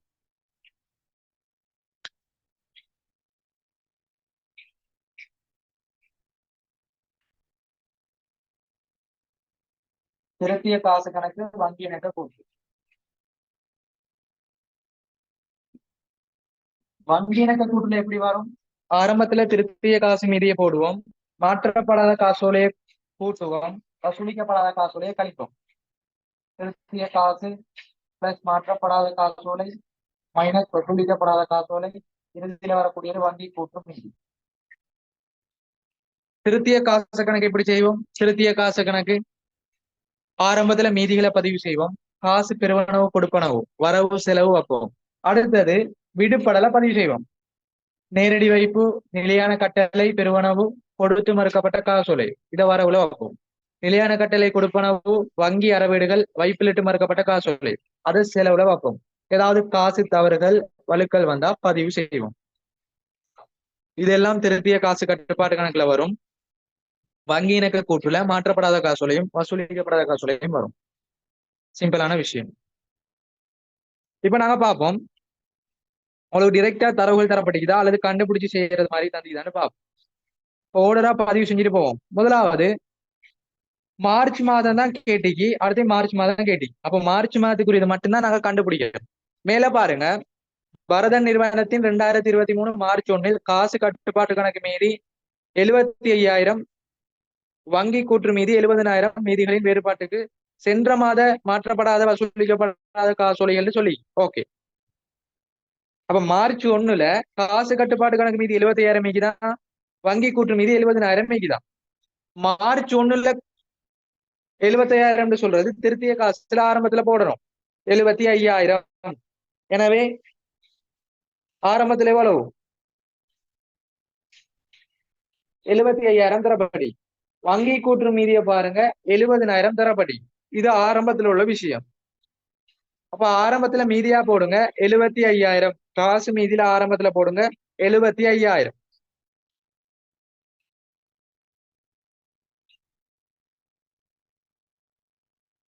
ஆரம்பத்துல போடுங்க 75,000. அடுத்தது பாருங்க, இதுல சொல்லப்பட்ட விஷயம் ஆரம்பத்துல காசு மீது வங்கி கூற்று மீதியும் வேறுபடுதா, அதற்கான காரணம் மாற்றப்படாத வசூலிக்கப்படாத காசோலைன்னு சொல்லப்படுது.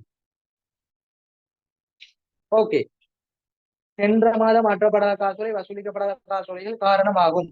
இவை அனைத்தும் இம்மாதம் வங்கியால் மாற்றப்பட்டு வசூலிக்கப்படும்.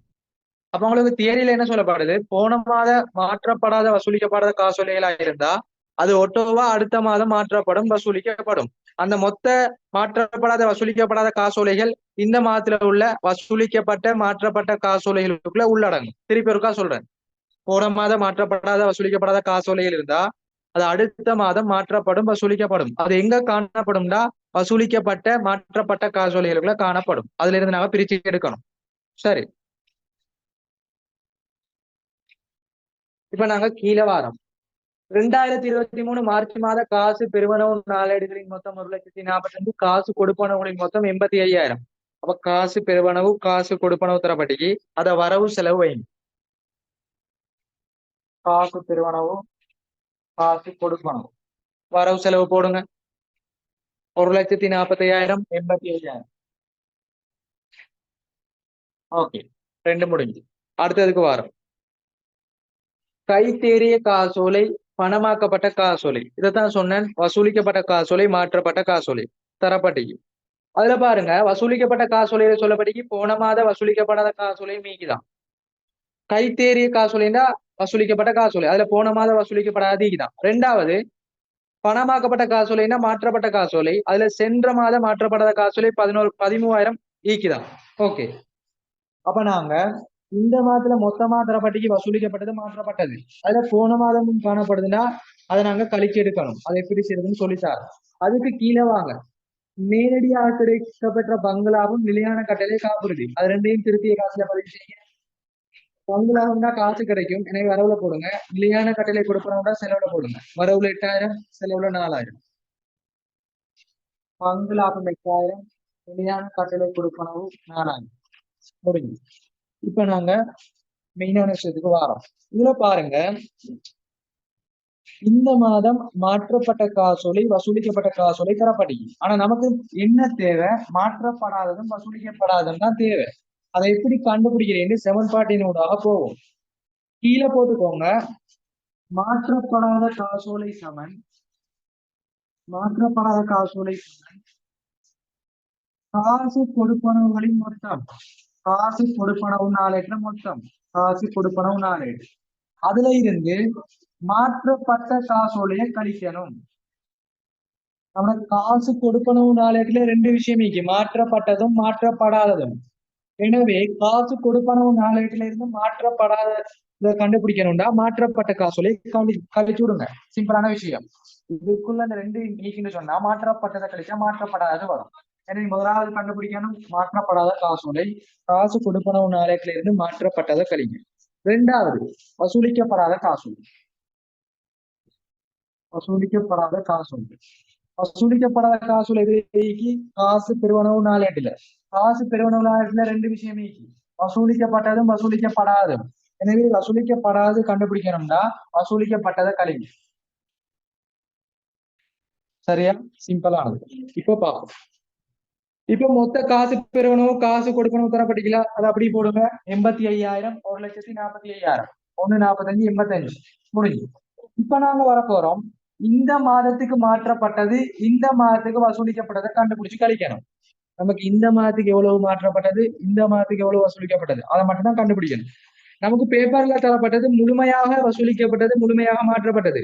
சென்ற மாத வசூலிக்கப்படாத மாற்றப்படாத காசோலைகளை உள்ளடக்கிதான் மாற்றப்பட்டது வசூலிக்கப்பட்டது தரப்பட்டிக்கு. அப்ப மொத்தத்துல இருந்து போன மாதம் மாற்றப்படாத வசூலிக்கப்படாத காசோலையை கழிச்சு இந்த மாதத்துக்குரிய மாற்றப்படாது வசூலிக்கப்பட்டதை எடுத்தோம்னா நாங்க ஆன்சருக்கு வரலாம். சரிதானே? அப்ப மொத்தத்தை போடுங்க. இந்த மாதம் மாற்றப்பட்டது 83,000. இந்த மாதம் மாற்றப்பட்டது எவ்வளவு? 83. அதுல போன மாதம் மாற்றப்படாத கழிக்கணும். ஏன் போன மாதம் இந்த மாதம் மாற்றப்பட்டிருக்கும், அதை கழிச்சிடும். அடுத்தது இந்த மாதம் மொத்தம் வசூலிக்கப்பட்டதை பாருங்க, 1,28,000. அதுல போன மாதம் வசூலிக்கப்படாத கழிக்கணும். கழிச்சு இந்த மாதத்துக்குரியதை எடுத்து அதை நாங்க மொத்தத்துல கழிச்சோம்னா மாற்றப்படாத வசூலிக்கப்படாத காசோலை வரும். இதை தெளிவா விலகி போகும். மொத்த காசு கொடுப்பனவில் இருந்து மாற்றப்பட்டதை கழிக்கணும், காசு பெறுவனது வசூலிக்கப்பட்டதை கழிக்கணும். சரியா? மாற்றப்பட்டது மார்ச் மாதத்துக்குரியதை மட்டும்தான் பார்க்கணும். இதுல மார்ச் மாதம் மீக்கி, போன மாதம் ஆரம்பத்துல உள்ளது மீக்கி. எனவே நாங்க மொத்தம் மாற்றப்படாதல இருந்து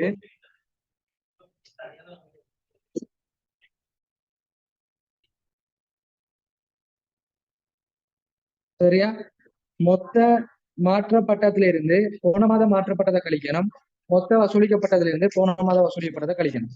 இதுல பேப்பர்ல அவனே தந்திக்கிறான் பாருங்க.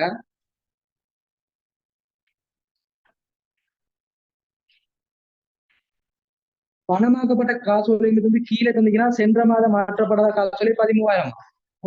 அந்த 13,000 அதுக்குள்ள காணப்படுதா? அதை கழிச்சிடுங்க. 83,000த்துல 13,000 கழிச்சிடுங்க. 83ல 13 கழிச்சிடுங்க. கழிச்செடுத்தோம்னு சொன்னா 70,000 இந்த மாதம் மாற்றப்பட்டது. அப்ப மொத்தம் 80ல இருந்து 70 கழிச்சோம்னா மாற்றப்படாது 15,000. முதலாவது வந்துட்டு 83ல 13 அவனை உள்ளடக்கி தந்தியா, அப்ப அதை மைனஸ் பண்ணிடுங்க. 70,000. 85ல 70 கழிங்க 15,000 மாற்றப்படாது இந்த மாதத்துக்குரியது. அதை பிளேஸ் பண்ணுங்க. மாற்றப்படாத காசு முதலாவது இலகுவா கண்டுபிடிச்சிடும். அடுத்து ரெண்டாவது பாருங்க, போன மாதம் வசூலிக்க செய்யப்படாத காசோலை, வசூல் செய்யப்படாத காசோலை தரப்படையில். அதை எப்படி கண்டுபிடிப்போம்? சிம்பிளா யோசிங்க. வசூலிக்கப்படாத காசோலையானது வங்கி இணக்க கூற்றுல தான் கண்டுபிடிக்கணும். இப்போ வங்கி இணக்க கூற்று ஒண்ணு செய்யணும். போன மாதம் வங்கி இணக்க கூற்று ஆரம்பத்துல திருத்திய காசு மீதி மாற்றப்படாத கூற்றுவும் வசூலிக்கப்படாத கழிப்பும் இறுதியில வங்கி கூற்று மீதி வரும். இப்போ அவனே ஆரம்ப இறுதி மீதிகள் தந்துக்கிறான். அப்ப வங்கி கூற்று மீதி 70,000 தான் சொல்லிக்கிறான். திருத்திய காசு மீதி 75,000 சொல்லிக்கிறான். சரியா? வங்கி கூற்று மீதி 70,000, திருத்திய காசு மீதி 75,000. 13,000 மாற்றப்படாத காசோலையா பேப்பர்ல தந்திக்கலாம். 13,000 மாற்றப்படாதா, வசூலிக்கப்படாத கண்டுபிடிக்கும். கீழே இருந்து போனா ஓகே. போன மாத வசூலிக்கப்படாத எப்படி கண்டுபிடிக்கிறோம்? போன மாத வங்கின கூற்று ஆரம்பத்துல உள்ளது. அப்ப ஆரம்பத்துல காசு மீதி 75, வங்கி கூட்டு மீதி 70. அதுல டைம் கீழே மேல போடுங்க. அடுத்தது மாற்றப்படாத தந்திக்கிறான். அதை அப்படி 13 கூட்டுங்க. கழிக்கிறது வசூலிக்கப்படாத காசோலை. அதை கண்டுபிடிச்சு நாங்க இந்த மாதத்துல ஒரு இதுல கழிச்செடுக்கணும். எனவே கீழே இருந்து போனா 70,000 13 கழிச்சு அடுத்தது 75,000 கழிங்க. இப்போ வசூலிக்கப்படாத காசோலை வரும். எவ்வளவு? கீழே இருந்து போனா கூட்டப்படுறது கழிக்கப்படும், கழிக்கப்படுறது கூட்டப்படும். அப்ப 70 13 75 கழிச்சு எவ்வளவு? மைனஸ்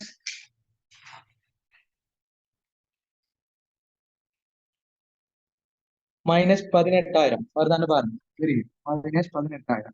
இந்த 18,000க்கு பெயர் வசூலிக்கப்படாத காசோலை. இது போன மாதம் வசூலிக்கப்படாத காசோலை. போன மாதம் வசூலிக்கப்படாத காசோலையா பாக்குறோம். இந்த மாதிரி மீதியை கண்டுபிடிக்க போன மாதத்தை கழிக்கணும். எனவே 128ல 18 கழிங்க.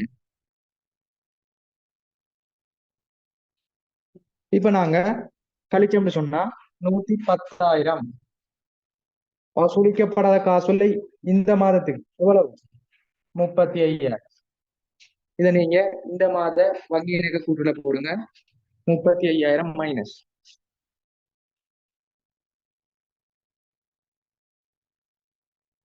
இப்ப நாங்க கூட்டி எடுத்தோம்னா 2 ஆன்சரும் வரும். இப்ப திருத்திய காசை கூட்டி எடுத்தா திருத்திய காசு மீதி, வங்கி இணக்க கூட்டுற சீராக்குனா வங்கி கூட்டுற மீதி இலகுவா கண்டுபிடிக்கலாம். இப்ப கூட்டி எடுங்க பாப்போம். திருத்திய காசு மீதி எவ்வளவு வரும்? ரெண்டையும் கூட்டி எடுங்க. டபுள்ல போட்டுங்க. 2,28,000, 2,28,000. 228, 228. செலவுல 89,000 அதை மைனஸ் பண்ணோம்னா 1,39,000. மீதி வந்தது 1,39,000. மீதி சென்றது 1,39,000. எனவே மீதி வந்தது வரவுண்டா பிளஸ்ல போடணும். மீதி வர வந்தது செலவுண்டா மைனஸ்ல போடணும். இங்க வரவுல வந்துச்சு. எனவே பிளஸ்ல போடுங்க. 1,39. அதுல 15 கூட்டி 35 கழிக்கணும். அப்ப தேறியது 20 கழிக்கணும். எனவே ஆன்சர் 119. எனவே அங்கே கூட்டு மீதி 119, திருத்திய காசு மீதி 139. பேப்பர்ல பாருங்க இருக்கிறாங்க.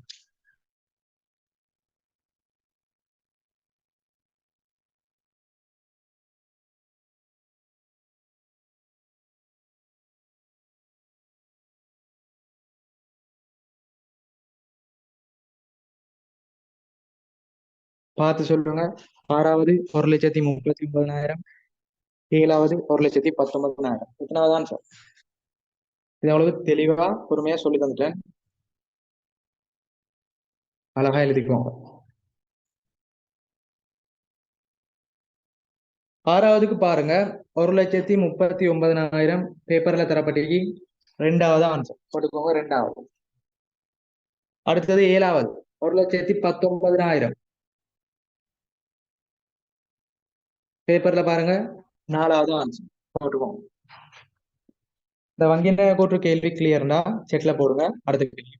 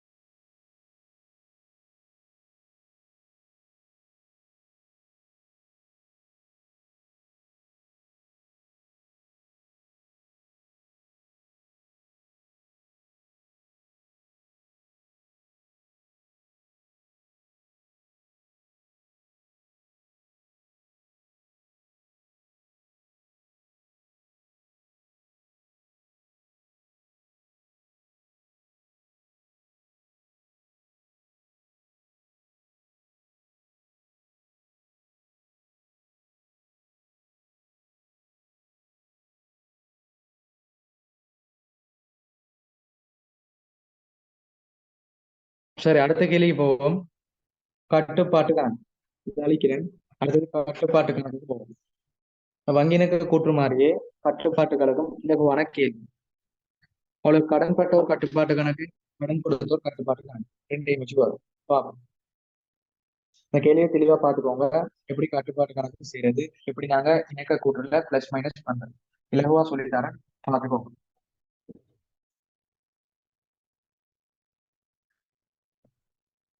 முதலாவது விஷயம், நமது கட்டுப்பாட்டு கணக்குல 3 வழுக்கள் இருக்கு. கட்டுப்பாட்டு கணக்குல 3 வழுக்கள் இருக்கு. அது பிரதானமா தெரியும். பொது பேரிட்டில் இடம்பெறக்கூடிய வலு, இது கட்டுப்பாட்டு கணக்குல மட்டும் பாதி. பொது பேரிட்டில் இடம்பெறக்கூடிய வலு கட்டுப்பாட்டு கணக்கை மட்டும் பாதிக்கும். இது நாங்க திருத்திய கடன் பட்டோர் அல்லது கடன் கொடுத்தோர்ல மட்டும் பதிவு செய்யும். இது முதலாவது கிளியரா வரும். ஒரு பொது பேரிட்டில் இடம்பெறக்கூடிய வலு கட்டுப்பாட்டு கணக்கை மட்டும் பாதிக்கும். இது நாங்க திருத்திய கடன் பட்டோர் கடன் கொடுத்தோர்ல மட்டும் பதிவு செய்யணும். இரண்டாவது, துணை பேரேட்டில் ஏற்படக்கூடிய வலு. துணை பேரேடு தனிநபர் பேரேடு அல்லது ஆள்சார் கணக்குன்னு சொல்லுவோம். இதை நாங்க இணக்க கூற்றுல மட்டும் பதிவு செய்வோம். அதாவது பிளஸ் மைனஸ் பண்ணுவோம். இங்க திருத்த மாட்டம், வலுக்களை இணக்கம் செய்வோம். வலுவின் காரணமாக அந்த இறுதி மீதி அதிகரிச்சா பிளஸ் பண்ணுவோம், இறுதி மீதி குறைவடைஞ்சா மைனஸ் பண்ணுவோம். அது எங்க வர வலு? துணை பேரேட்டில் வர வலு. அடுத்த மூன்றாவது, பொது பேரேட்டிலும் துணை பேரேட்டிலும் இடம்பெறக்கூடிய வலு. பொது பேரேட்ல வந்தா திருத்தியதுக்கு போடுங்க, துணை பேரேட்ல வந்தா இணக்க கூற்றுக்கு போடுங்க. இப்படி 3 வகையான வழுக்கள். இது முதலாவது கிளியர் ஆயிடும். பொது பேரேட்ல வந்தா திருத்தியது, துணை பேரேட்ல வந்தா இணக்க கூற்று, பொது பேரேடு துணை பேரு ரெண்டுலயும் வந்தா ரெண்டுலயும் பதிவு செய்யணும். இது முதலாவது நோட் பண்ணிக்கோங்க. அடுத்து நாங்க ஆன்சருக்கு போவோம்.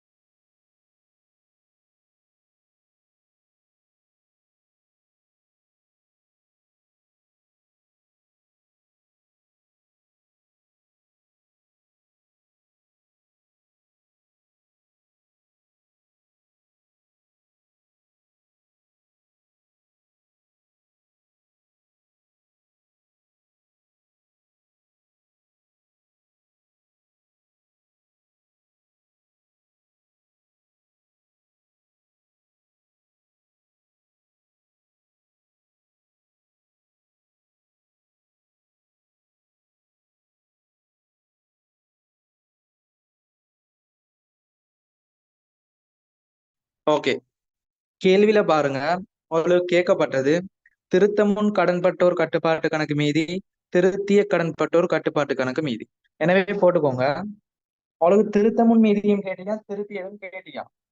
அப்ப நாங்க ரெண்டு கணக்கு செய்யணும். முதலாவது திருத்தமுன் கட்டுப்பாட்டு கணக்கு மீதி கண்டுபிடிக்கிறதுக்காக திருத்திய கணக்கு செய்யுங்க. இதை தெளிவா விளங்கிக்கொள்ளணும். ஒரு திருத்திய கடன்பட்டோர் கட்டுப்பாட்டு கணக்குல ஆரம்பத்துல வாரது திருத்தமுன் மீதி, இறுதியில வாரது திருத்திய மீதி. ஆரம்பத்துல வாரது திருத்தமுன், இறுதியில வாரது திருத்தியது.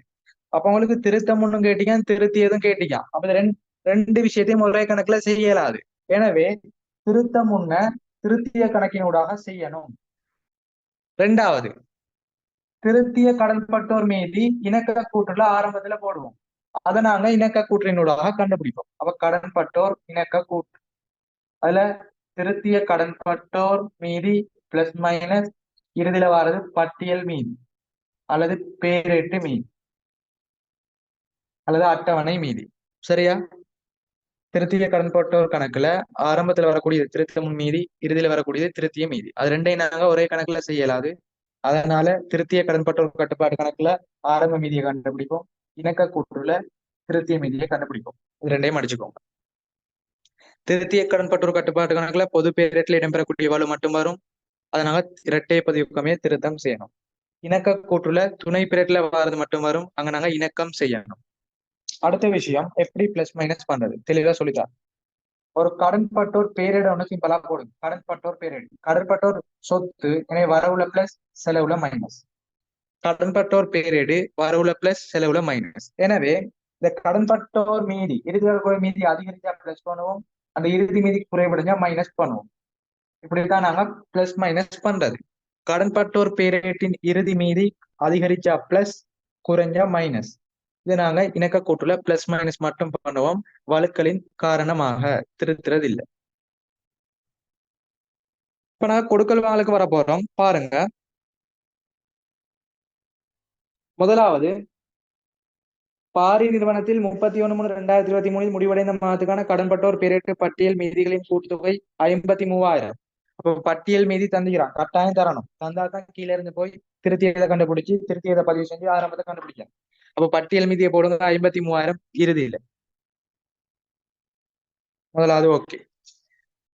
அடுத்தது பாருங்க, வழுக்கல் தரப்பட்டிக்கு அதுல நாங்க பொது பேரேட்ல வருமா வலு, துணை பேரேட்ல வலு வருமானு கண்டுபிடிக்கணும். முதலாவது, மதனால் உட்திருப்பப்பட்ட 8,000 உட்திரும்பல் நாளேட்டில் பதிவு செய்யப்படவில்லை. முதலாவது சொல்லப்பட்டிக்கு உட்திரும்பல் நாளேட்டில பதிவு செய்யலையா.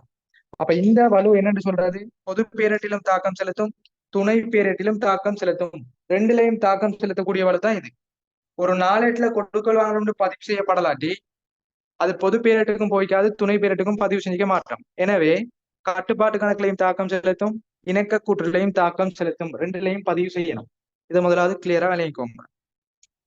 அப்ப உட்திரும்பல் பதிவு செய்யலையா, இரட்டை பதிவுக்கமே முதலாவது பதிவு செய்யுங்க. உட்திரும்பல் கணக்கு வரவு, கடன்பட்டோர் கட்டுப்பாட்டு கணக்கு செலவு. உட்திரும்பல் வரவு, கடன்பட்டோர் கட்டுப்பாட்டு கணக்கு செலவு. எனவே திருத்திய கடன்பட்டோர் செலவு கொடுங்க. உட்திரும்பல் 8,000, உட்திரும்பல் வரவு, கடன்பட்டோர் செலவு. ரெண்டாவது வாரம் இது துணை பிரேட்டுக்கும் வராது. அப்ப பிளஸ் பண்றதா மைனஸ் பண்றதா எப்படி கண்டுபிடிக்கிறது பாருங்க. உட்திரும்பல முதலாவது எங்க பதிவு செய்யணும், செலவுல பதிவு செய்யணும். அவரை தனிப்பட்ட பேரேட்டுக்கு 8,000 செலவுல வைக்கணும். இங்க பதிவு செய்யப்பட இல்ல, நாங்க திருத்த போக கூடாது. வலுவின் காரணமா மீதி அதிகரிக்குதா குறையுதான்னு முதலாவது கண்டுபிடிக்கணும். அப்ப உட்திரும்பல் செலவுல பதிவு செய்ய இல்ல, பதிவு செய்யலாட்டி என்ன நடக்கும், எதிர்கணியம். நேர்கணியம்டா பதிவு செஞ்சா அதிகரிக்கும், பதிவு செய்யலையா குறைவடையும். நேர்கணியம் பதிவுண்டா அதிகரிக்கும், பதிவு செய்யலையா குறைவடையும். எதிர்கணியம் பதிவு செஞ்சா குறைவடையும், பதிவு செய்யலாட்டி அதிகரிக்கும். அப்ப 8,000 இங்க பதிவு செய்ய இல்ல. அப்ப முதலாவது கொடுக்கல் வாங்கலின் காரணமா அந்த உட்திரும்பல் 8,000 என்ன நடக்கும், பதிவு செய்யலாட்டி எதிர்கணியம் அதிகரிக்கும். அதிகரிச்சா என்ன செய்யணும், பிளஸ் பண்ணணும். எனவே பிளஸ் பண்ணுங்க, சிம்பிளான விஷயம். உட்திரும்பல் பதிவு செய்யலையா, அவ கடன்பட்டோர் பேரேட்டில செலவுல வைப்போம், செலவுல பதிவு செய்யப்படலாட்டி எதிர்கணியம் அதிகரிக்கும். எனவே பிளஸ் பண்ணுங்க, போடுங்க. பதிவு செய்யப்படாத உட்திரும்பல் 8,000, பதிவு செய்யப்படாத உட்திரும்பல் 8,000 பிளஸ் பண்ணுங்க. முதலாவது கொடுக்கல் வாங்கல் முடிஞ்சு, அது நாளேட்டுல பதிவு செய்யப்படல. எனவே இரட்டை பதிவுக்கு அமைய செலவு வைங்க. திருத்திய கடன்பட்டோர்ல 8,000. அடுத்து உட்திரும்பல் செலவுல வரும். செலவுல பதிவு செய்யப்படலாட்டி கடன்பட்டோர் மீதி அதிகரிக்கும், எனவே கூட்டும். அடுத்து ரெண்டாவது வாங்க. கடன்பட்டோன் கட்டுப்பாட்டு கணக்கின் செலவு பக்கம் 5000 கூட்டப்பட்டது. கட்டுப்பாட்டு கணக்குல மட்டும்தான் இங்க பாதிப்பு வருது. எப்படி? கட்டுப்பாட்டு கணக்குல மட்டும்தான் பாதிப்பு. எனவே நாங்க திருத்திய கடன்பட்டோர் கட்டுப்பாட்டு கணக்குல மட்டும்தான் பதிவு செய்யணும். இதை மேலையும் கொள்ளணும். கடன்பட்டோர் கட்டுப்பாட்டு கணக்கின் செலவு பக்கம் 5000 கூட்டி காட்டப்பட்டது. கட்டுப்பாட்டு கணக்குல மட்டும்தான் பாதிப்பு, எனவே திருத்தியதுக்கு மட்டும்தான் வரும். எப்படி வரும்? கடன்பட்டோர் கணக்கு இதுல செலவு பக்கம் 5000 கூட்டி காட்டிக்கானா எல்லாருக்கும் தெரியும். செலவு பக்கம் கூட்டி காட்டினா இல்லாமக்க எதிரா வைங்க. செலவு பக்கம் கூட்டி காட்டினா இல்லாமக்க எதிரா வைங்க. எனவே வரவுல போடுங்க கடன்பட்டோர்ல 5000, செலவுல கூட்டி காட்டப்பட்டிக்கு இல்லாமக்க வரவுல வைங்க. எனவே கூட்டி பதியப்பட்டது போடுங்க 5000 அல்லது மிகையாக பதிவு செய்யப்பட்டது 5000. கூட்டி பதிவு செய்யப்பட்டது அல்லது மிகையாக பதிவு செய்யப்பட்டது 5000. எனவே ரெண்டாவது வலு முடிஞ்சு. ரெண்டாவது வலு இணக்க கூற்றுக்கு வருமா? வராது. ஏன் வராது? அது கட்டுப்பாடு கணக்குல மட்டும்தான் பாதிப்பு, எனவே இணக்க கூற்றுக்கு வராது. அடுத்து மூன்றாவது பாருங்க. விற்பனை நாளேடு 3000 கூட்டி காட்டப்பட்டது. விற்பனை நாளேடு 3000 கூட்டி காட்டப்பட்டது. ஒரு நாளேடுல கூட்டல் தவறு வந்தா அது கட்டுப்பாட்டு கணக்கை மட்டும்தான் பாதிக்கும், தொங்கலும் வராது. அது பொது பேரேட்டை மட்டும்தான் பாதிக்கும், எனவே திருத்தியதுக்கு மட்டும் போடணும். ஒரு விற்பனை நாளேட்டுல கூட்டல் தவறு வந்தா திருத்தியதுக்கு மட்டும். எனவே விற்பனை நாளேடு என்ன செய்யப்பட்டிக்கு? 3000 கூட்டி காட்டப்பட்டி. கடன்பட்டோர் கட்டுப்பாட்டு கணக்கு வரவு, விற்பனை கணக்கு செலவு. அப்ப கடன்பட்டோர்ல நாங்க 3000 பதிவு செய்யணும். அவன் எக்ஸ்ட்ரா 3000 பதிஞ்சிட்டான். இதான் உதாரணம். ஒரு 3000 பதிவு எக்ஸ்ட்ரா 3000 6000 வச்சுட்டான். 3000 கூடுதலா பதிவு செஞ்சுட்டான். எனவே இல்லாமக்க செலவுல போடுங்க 3000. கூட்டி பதிஞ்சா எதிரா பதிஞ்சு. எனவே கடன்பட்டோர்ல வரவுல 3000 கூட்டி பதிஞ்சுக்கு செலவுல போடுங்க. விற்பனைன்னு போடுங்க 3000. விற்பனைன்னு போடுங்க 3000. இது இணக்க கூற்றுக்கு ஏன் வராது? இது கட்டுப்பாட்டு கணக்கில் தாக்கம் செலுத்தும் வரலும், எனவே இணக்க கூற்றுக்கு வராது. அடுத்ததை பாருங்க. கடன்பட்டோர் மீது விதித்த வட்டி 2000 கடன்பட்டோர் கட்டுப்பாட்டு கணக்கில் விதித்த வட்டி கணக்கிலும் செலவில் பதியப்பட்டது. தெளிவா பார்ப்போம். தண்ட வட்டி நோட் பண்ணிக்கோங்க. தண்ட வட்டி எதிர் தீர்த்தல், ரெண்டு விஷயமே. தண்ட வட்டி எதிர் தீர்த்தல். இதுல போடுங்க கடன்பட்டோர் கடன் கொடுத்தோர். இந்த எதிர் தீர்த்தல் காரணமாக கடன்பட்டோரும் கடன் கொடுத்தோர் மீதையும் குறைவடையும், மைனஸ் பண்ணப்படும். தண்ட வட்டி காரணமாக ரெண்டும் அதிகரிக்கும், பிளஸ் பண்ணப்படும். இதை நோட் பண்ணிக்கோங்க. தண்ட வட்டி காரணமாக ரெண்டு மீதியும் கூடும், எதிர் தீர்த்தல் காரணமா ரெண்டு மீதியும் குறைவடையும். இப்ப இலகுவா பார்ப்போம். தண்ட வட்டியில இரட்டை பதிவு என்ன? எப்படி இரட்டை பதிவு உருவாக்குறது? இதை சொல்லி தந்துட்டேன். அதிகரிக்கும் குறையும். அப்ப தண்ட வட்டினா கடன்பட்டோரை கூட்டுமா? கடன்பட்டோரை கூட்டும்னா கடன்பட்டோர்ல வரவுல வைக்கணும். ஏன்னா கடன்பட்டோர் ஒரு சொத்து. இப்படித்தான் இலகுவா பாக்குறது. தண்ட வட்டி கடன்பட்டோரை கூட்டும்னா கடன்பட்டோர் சொத்து, எனவே வரவுல வைக்கணும். எனவே இரட்டை பதிவு படி கடன்பட்டோர் கட்டுப்பாட்டு கணக்கு வரவு, தண்ட வட்டி கணக்கு செலவு. கடன்பட்டோர் வரவு, தண்ட வட்டி செலவு. இங்க எப்படி வலு சொல்லப்பட்டி பாருங்க. கடன்பட்டோர் மீது விதித்த 2000 கடன்பட்டோர் கட்டுப்பாட்டு கணக்கிலும் தண்ட வட்டி கணக்கிலும் செலவில் பதிவு செய்யப்பட்டி. வரவுல 2000 செலவுல 2000 தான் பதிவு செய்யணும். ஆனா அவன் எப்படி பதிவு செஞ்சான்? செலவுல 2000 தண்ட வட்டி கணக்குல செலவுல 2000 பதிவு செய்யப்பட்டி, வரவுல பதிவு செய்யப்பட இல்லை. இதுதான் இடம் பெற்ற வலு. வரவுல 2 செலவுல 2 பதியணும், ஆனா ரெண்டையும் செலவுல வச்சுட்டான். நமக்கு தண்ட வட்டி கணக்கு இதுல தேவையில்லை. நமக்கு தேவை கடன்பட்டோர் மட்டும்தான். எனவே கடன்பட்டோரை திருத்துவோம்.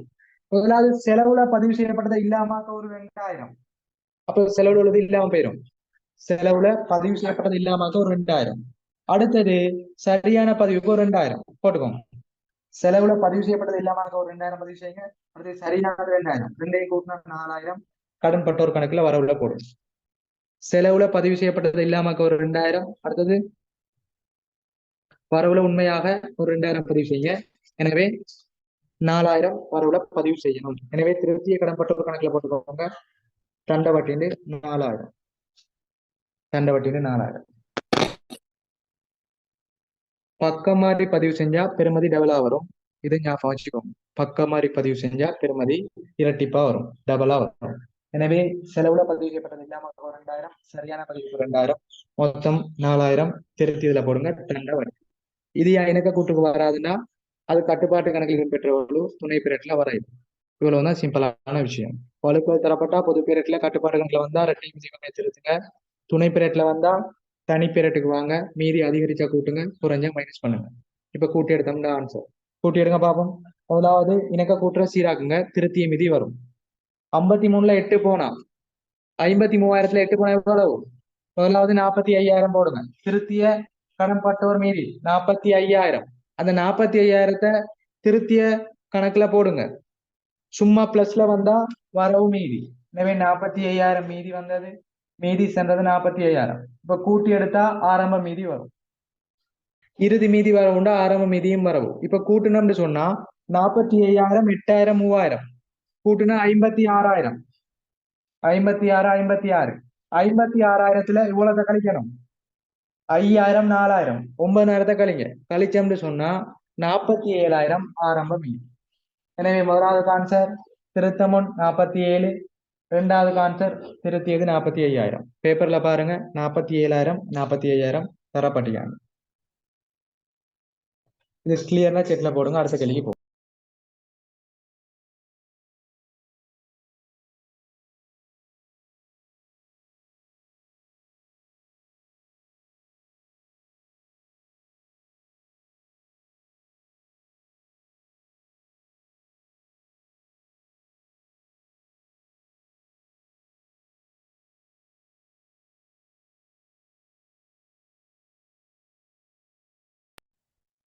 சரியா?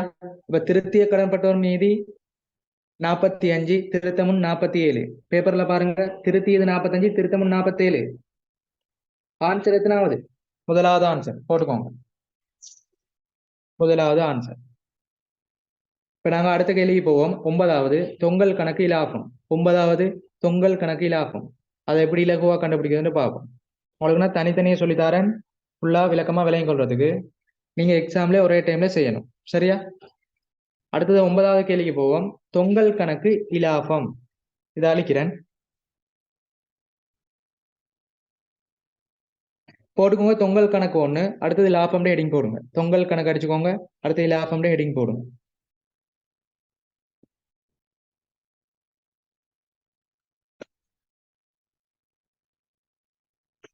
இதை நீங்க எக்ஸாம்ல ஒரே டைம்ல செய்யணும். சரியா?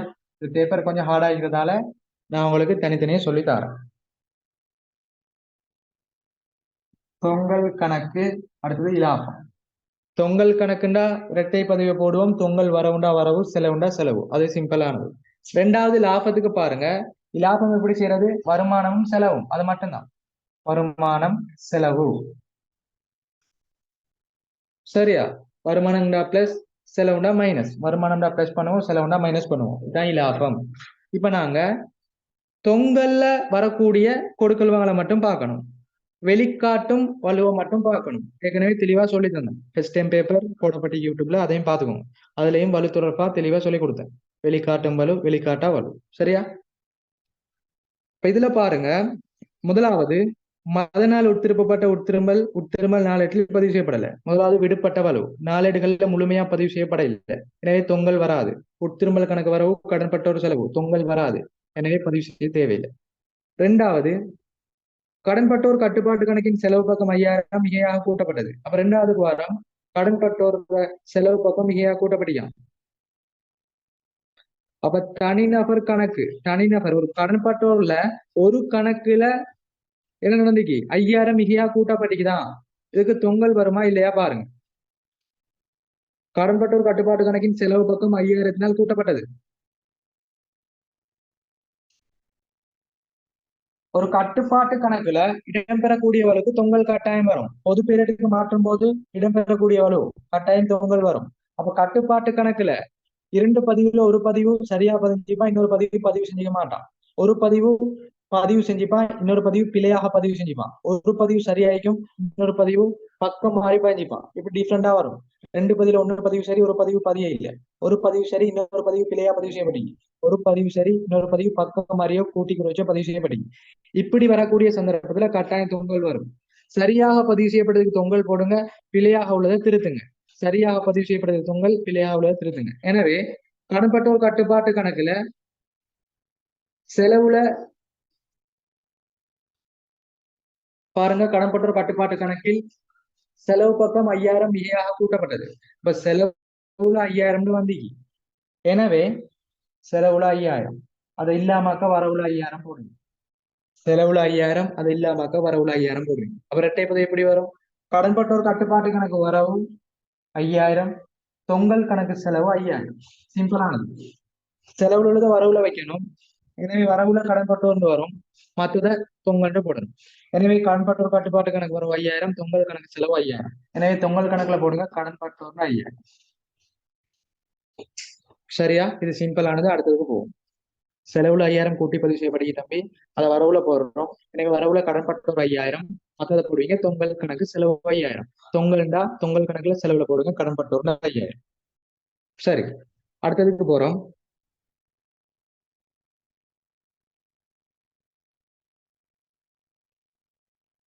விற்பனை நாளேடு கூட்டி காட்டப்படுது. நாளேடுகள்ல கூட்டி குறைச்சி பதிவு செய்யப்பட்டா தொங்கல் வராது. அது ஒரு வெளிக்காட்டா வரும். அதை பார்க்க தேவையில்லை.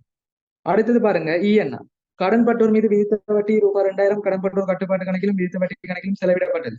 ஓகே, அப்ப கடன்பட்டோர்ல தண்ட வட்டியை நாங்க வரவு வைக்கணும். கடன்பட்டோர்ல தண்ட வட்டியை வரவு வைக்கணும் 2000. அவன் செலவு வச்சிக்கான்.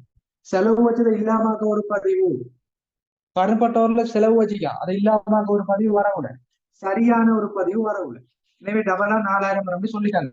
அப்ப கடன்பட்டோர் கட்டுப்பாட்டு கணக்குல என்ன வரும்? 4000. கடன்பட்டோர் கட்டுப்பாட்டு கணக்கு வரவு 4000, தொங்கல் கணக்கு செலவு 4000. ஏன்னா தண்ட வட்டியில செலவு வச்சது சரி. சரியா இருந்தா தொங்கல் டிரெக்டா போடணும். எனக்கு கடன் போட்டது மட்டும்தான் பிள்ளை. எனவே செலவு வச்சது இல்லாம வரவுல ஒரு பதிவு, திருப்பி ஒரு 2000 சரியான ஒரு பதிவு. பக்கம் மாறி பஞ்சா டபுளா பெறுமதி வரும். எனவே 4000 கடன் பட்டம் கட்டுப்பாடு கணக்கு வரவும், தொங்கல் கணக்கு செலவு. எனவே தொங்கல்ல போடுங்க தண்ட வட்டின்னு 4000. இப்ப ரெண்டு தொங்கலும் பதிவு செஞ்சுட்டோம். கூட்டி எடுத்தா ஆரம்ப மீதி வரும். கூட்டி எடுத்தா ஆரம்ப மீதி ரெண்டையும் போட்டுங்க 9000. 9000 தொங்கல் கணக்கு எப்பொழுதும் ஆரம்ப மீதியை மட்டும் கண்டுபிடிக்கிற மாதிரி வரும். ஆரம்ப மீதியை மட்டும் கண்டுபிடிக்கிற மாதிரி. எனவே ஆரம்பத்துல மீதி 9000, வரவு மீதி 9000. முதலாவது ஆன்சர். இப்ப நாங்க இலாபத்துக்கு வரோம். இலாபத்துல பார்க்க வேண்டியது வருமானமும் செலவும் மட்டும்தான், வேற ஒன்றும் பார்க்க தேவை.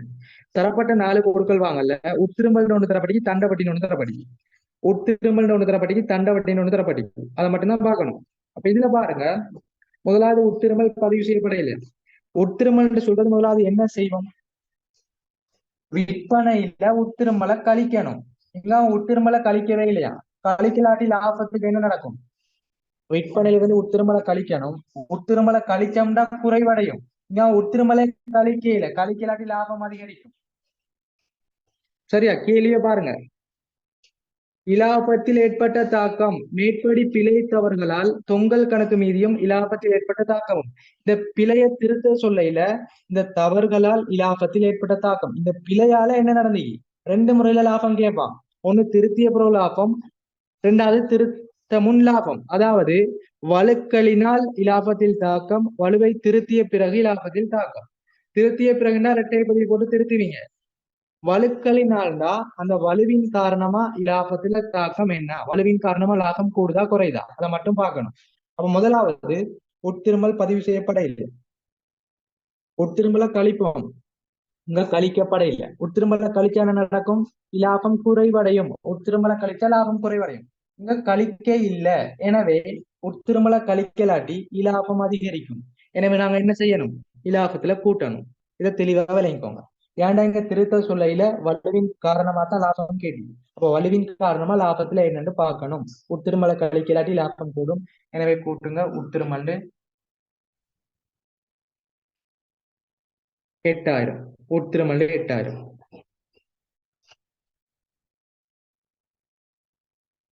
ரெண்டாவது தண்ட வட்டி சொல்லி,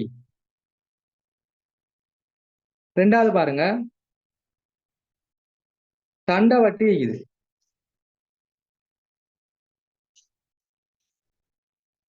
கடன்பட்டோர் மீது விதித்த தண்ட வட்டி கடன்பட்டோர் கட்டுப்பாட்டு கணக்கிலும் வட்டி கணக்கிலும் செலவிடப்பட்டது. ஓகே,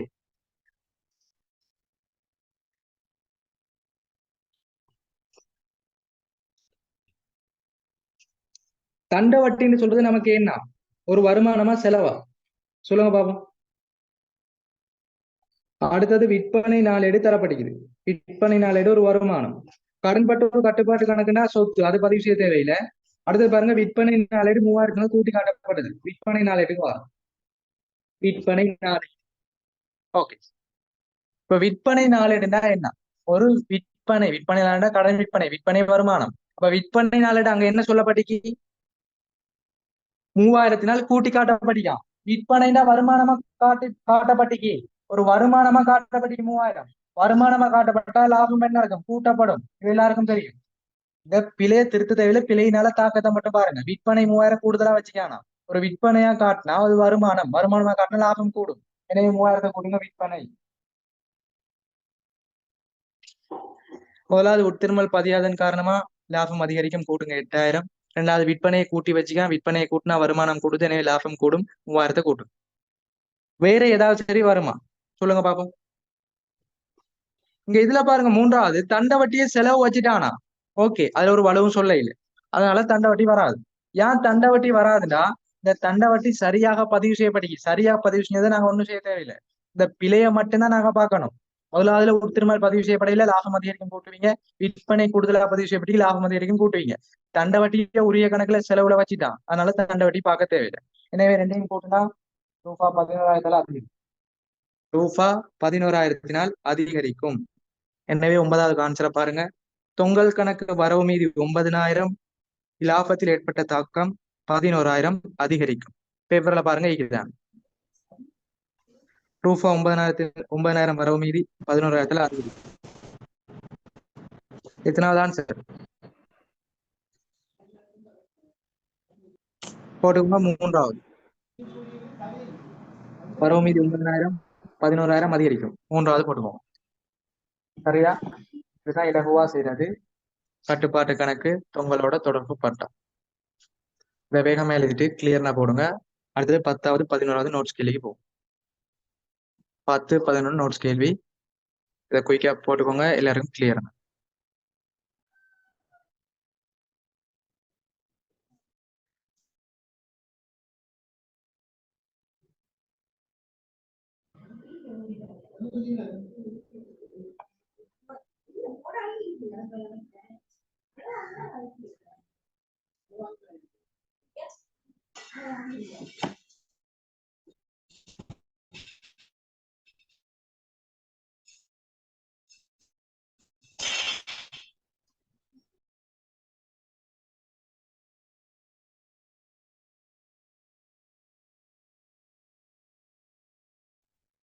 சரி, அடுத்த கேள்வி போவோம். பாருங்க, 10, 11 நோட்ஸ் கேள்வி.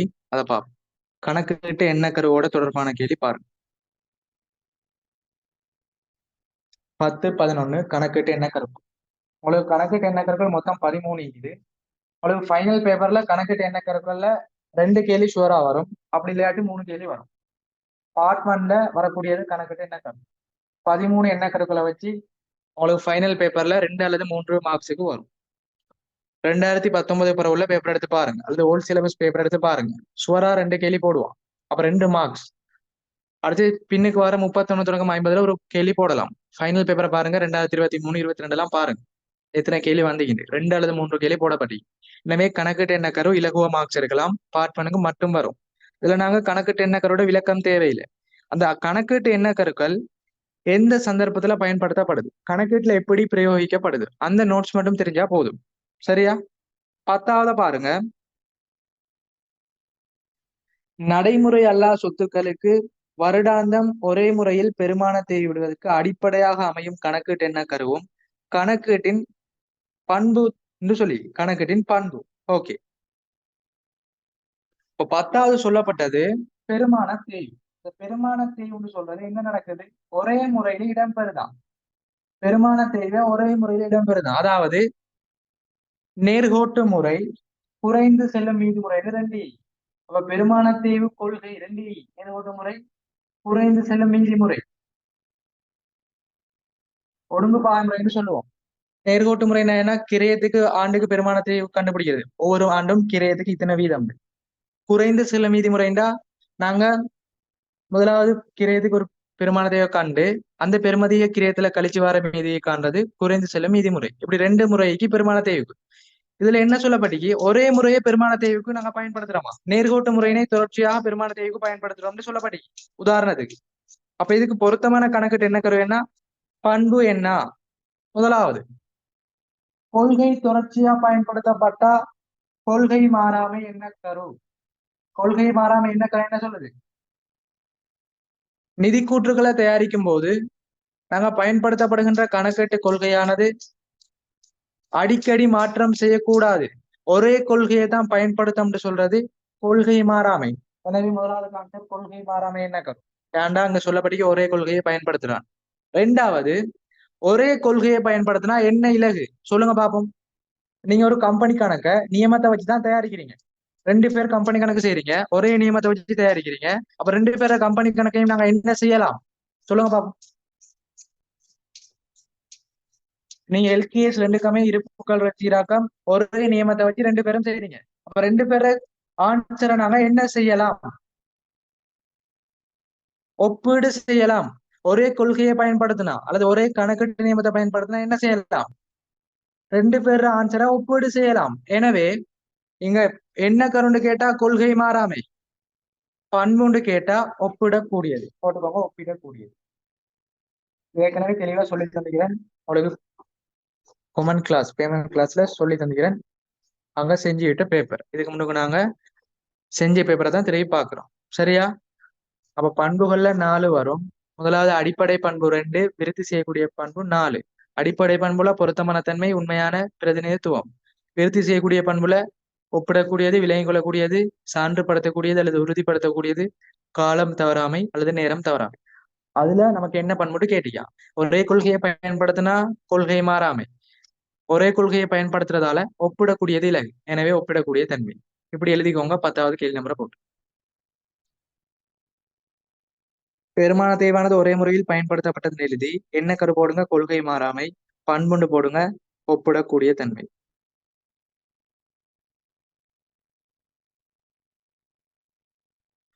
எனவே ஆன்சர் போட்டுக்கோங்க 5வது. ஆன்சர் 5வது. அடுத்தது 11வது கேள்விக்கு போகும். 11வது கேள்வி, இணைதல் என்ன கருவோட தொடர்பான? இணைதல் என்ன கருன்னா முதலாவது என்ன?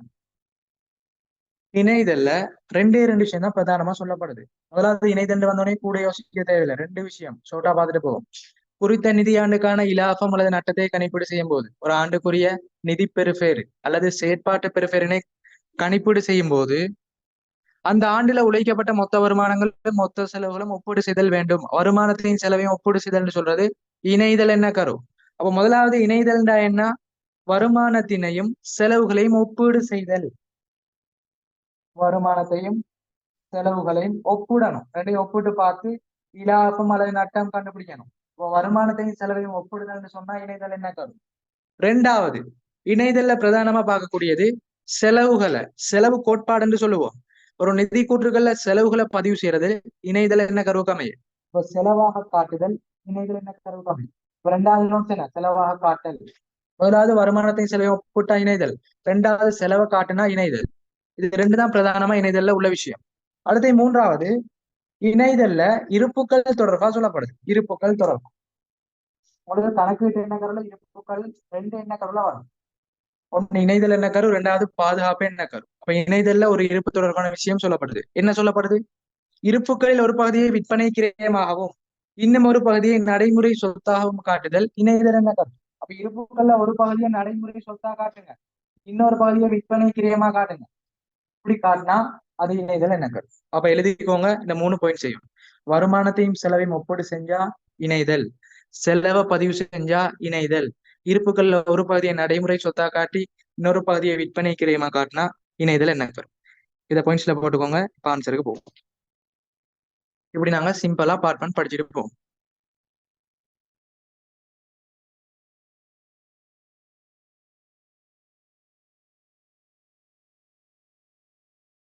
இப்ப கூற்றுகள் பாருங்க, ஏபிசி தரப்படிக்கு சரியா பிள்ளையா போடும். ஆனா சொல்லி தந்தது மட்டும்தான் வரும், வேற ஒன்றும் போக தேவை. ஏபிசி முதலாவது ஏ பாருங்க, பெருமான தேய்வு வருமான கூற்றில் செலவாக இனம் காணுதல். அப்ப சொல்லி தந்துட்டேன், செலவா காட்டினா இணைதல், எனவே ஏ கூற்று சரி. பெருமான தேய்வு வருமான கூற்றுலையும் காட்டலாம், நிதி கூற்றுகளை காட்டலாம், உற்பத்தி கிரைய கூற்றுல மேந்தலையா காட்டலாம், எப்படியும் தரலாம். பெருமான தேய்வு செலவுன்னு சொன்னா அது இணைதல். 2வது, இறுதி இருப்பை வருமான கூற்றில் விற்பனைக்கு தயாரான பொருட்களின் கிரயத்தில் கழித்து காட்டல். சிம்பிளா சொல்லிக்கலாம், மறைமுகமா சொல்லிக்கலாம். விற்பனை கிரயமா காட்டாம விற்பனைக்கு தயாரான இருப்பின் கிரயத்துல கழிச்சு காட்டமா. என்ன செய்வோம்? விற்பனை கிரயம் எப்படி கண்டுபிடிப்போம்? விற்பனைக்கு தயாரான இருப்பின் கிரயத்துல இருந்து இறுதி இருப்ப கழிப்போம். அதான் சொல்லுவோம் விற்பனை கிரயத்துல காட்டுறது. அதான் உங்களுக்கு மறைமுகமா சொல்லப்படி. விற்பனைக்கு தயாரான இருப்பின் கிரயத்துல இருந்து இறுதி இருப்ப கழிச்சா விற்பனை கிரயம். அப்ப இருப்புக்களை விற்பனை கிரயத்துல எங்க கழிப்போம்? விற்பனைக்கு தயாரான இருப்பின் கிரயத்துல இருந்து கழிப்போம். அதுதான் விற்பனை கிரயமா காட்டுறது. அது உங்களுக்கு மறைமுகமா சொல்லப்படி. எனவே கூற்று சரி. முதலாவது செலவா காட்டினது ஓகே வந்து. இரண்டாவது விற்பனை கிரயமா காட்டுறது வந்து. அடுத்து மூன்றாவது பாருங்க. கடன்பட்டோரையும் கடன் கொடுத்தோரையும் நிதி கூற்றுகளில் சொத்து பொறுப்பா காட்டுதல். அதுக்கு நாங்க சொல்லுவோம் அட்டுறு எண்ணக்கரு. அட்டுறு எண்ணக்கருண்டா என்ன? செலுத்தினது செலுத்த வேண்டியது, பெற்றது பெற வேண்டியது. அதனால நிதி கூற்றுகளை தயாரிச்சா அது அட்டுறு எண்ணக்கரு. பெற்றது பெற வேண்டியது, செலுத்தினது செலுத்த வேண்டியது எல்லாத்தையும் உள்ளடக்கி நிதி கூற்று தயாரிச்சா அட்டுறு எண்ணக்கருன்னு சொல்லுவோம். எனவே கடன் கொடுத்தோர் செலுத்த வேண்டியது பொறுப்பாகவும் கடன்பட்டோர் பெற வேண்டியது சொத்தாகவும் காட்டுதல் அட்டுறு எண்ணக்கரு. பத அட்டுறு எண்ணக்கருவுக்கு வரும், இணைதலுக்கு வராது. எனவே சரியான கூற்று ஏயும் பியும். பேப்பர்ல பாருங்க ஏபி. எத்தனாவது?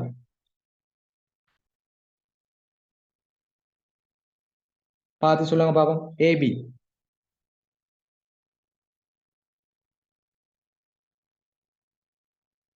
மூன்றாவது ஆன்சர். சரியா? இதுவரைக்கும் நாங்க 1 தொடக்கம் 11 வினா பார்த்துக்கிறோம் தெளிவா. 1 தொடக்கம் 11 எல்லாருக்கும் கிளியரா? ரெகுலர் கிளாஸ் எல்லாருக்கும் யூஸ்ஃபுல்லாண்டு செட்ல போட்டுக்கோங்க. கிளாஸ்ல ஜாயின் பண்ண எல்லாம் போட்டுக்கோங்க. இது உங்களுக்கு ஏற்கனவே செஞ்சு முடிச்ச பேப்பர். உங்களோட எக்ஸாம்ல நீங்க சிறந்த ரிசல்ட் எடுக்கணும்னு சொல்லி திருப்பி நான் செஞ்சு விடுறேன். சரியா? ஃப்ரீ கிளாஸ் போட்டு திருப்பி செஞ்சு விடுறேன். இது ஏற்கனவே நான் பேமெண்ட் கிளாஸ்ல செஞ்ச ஒரு பேப்பர்.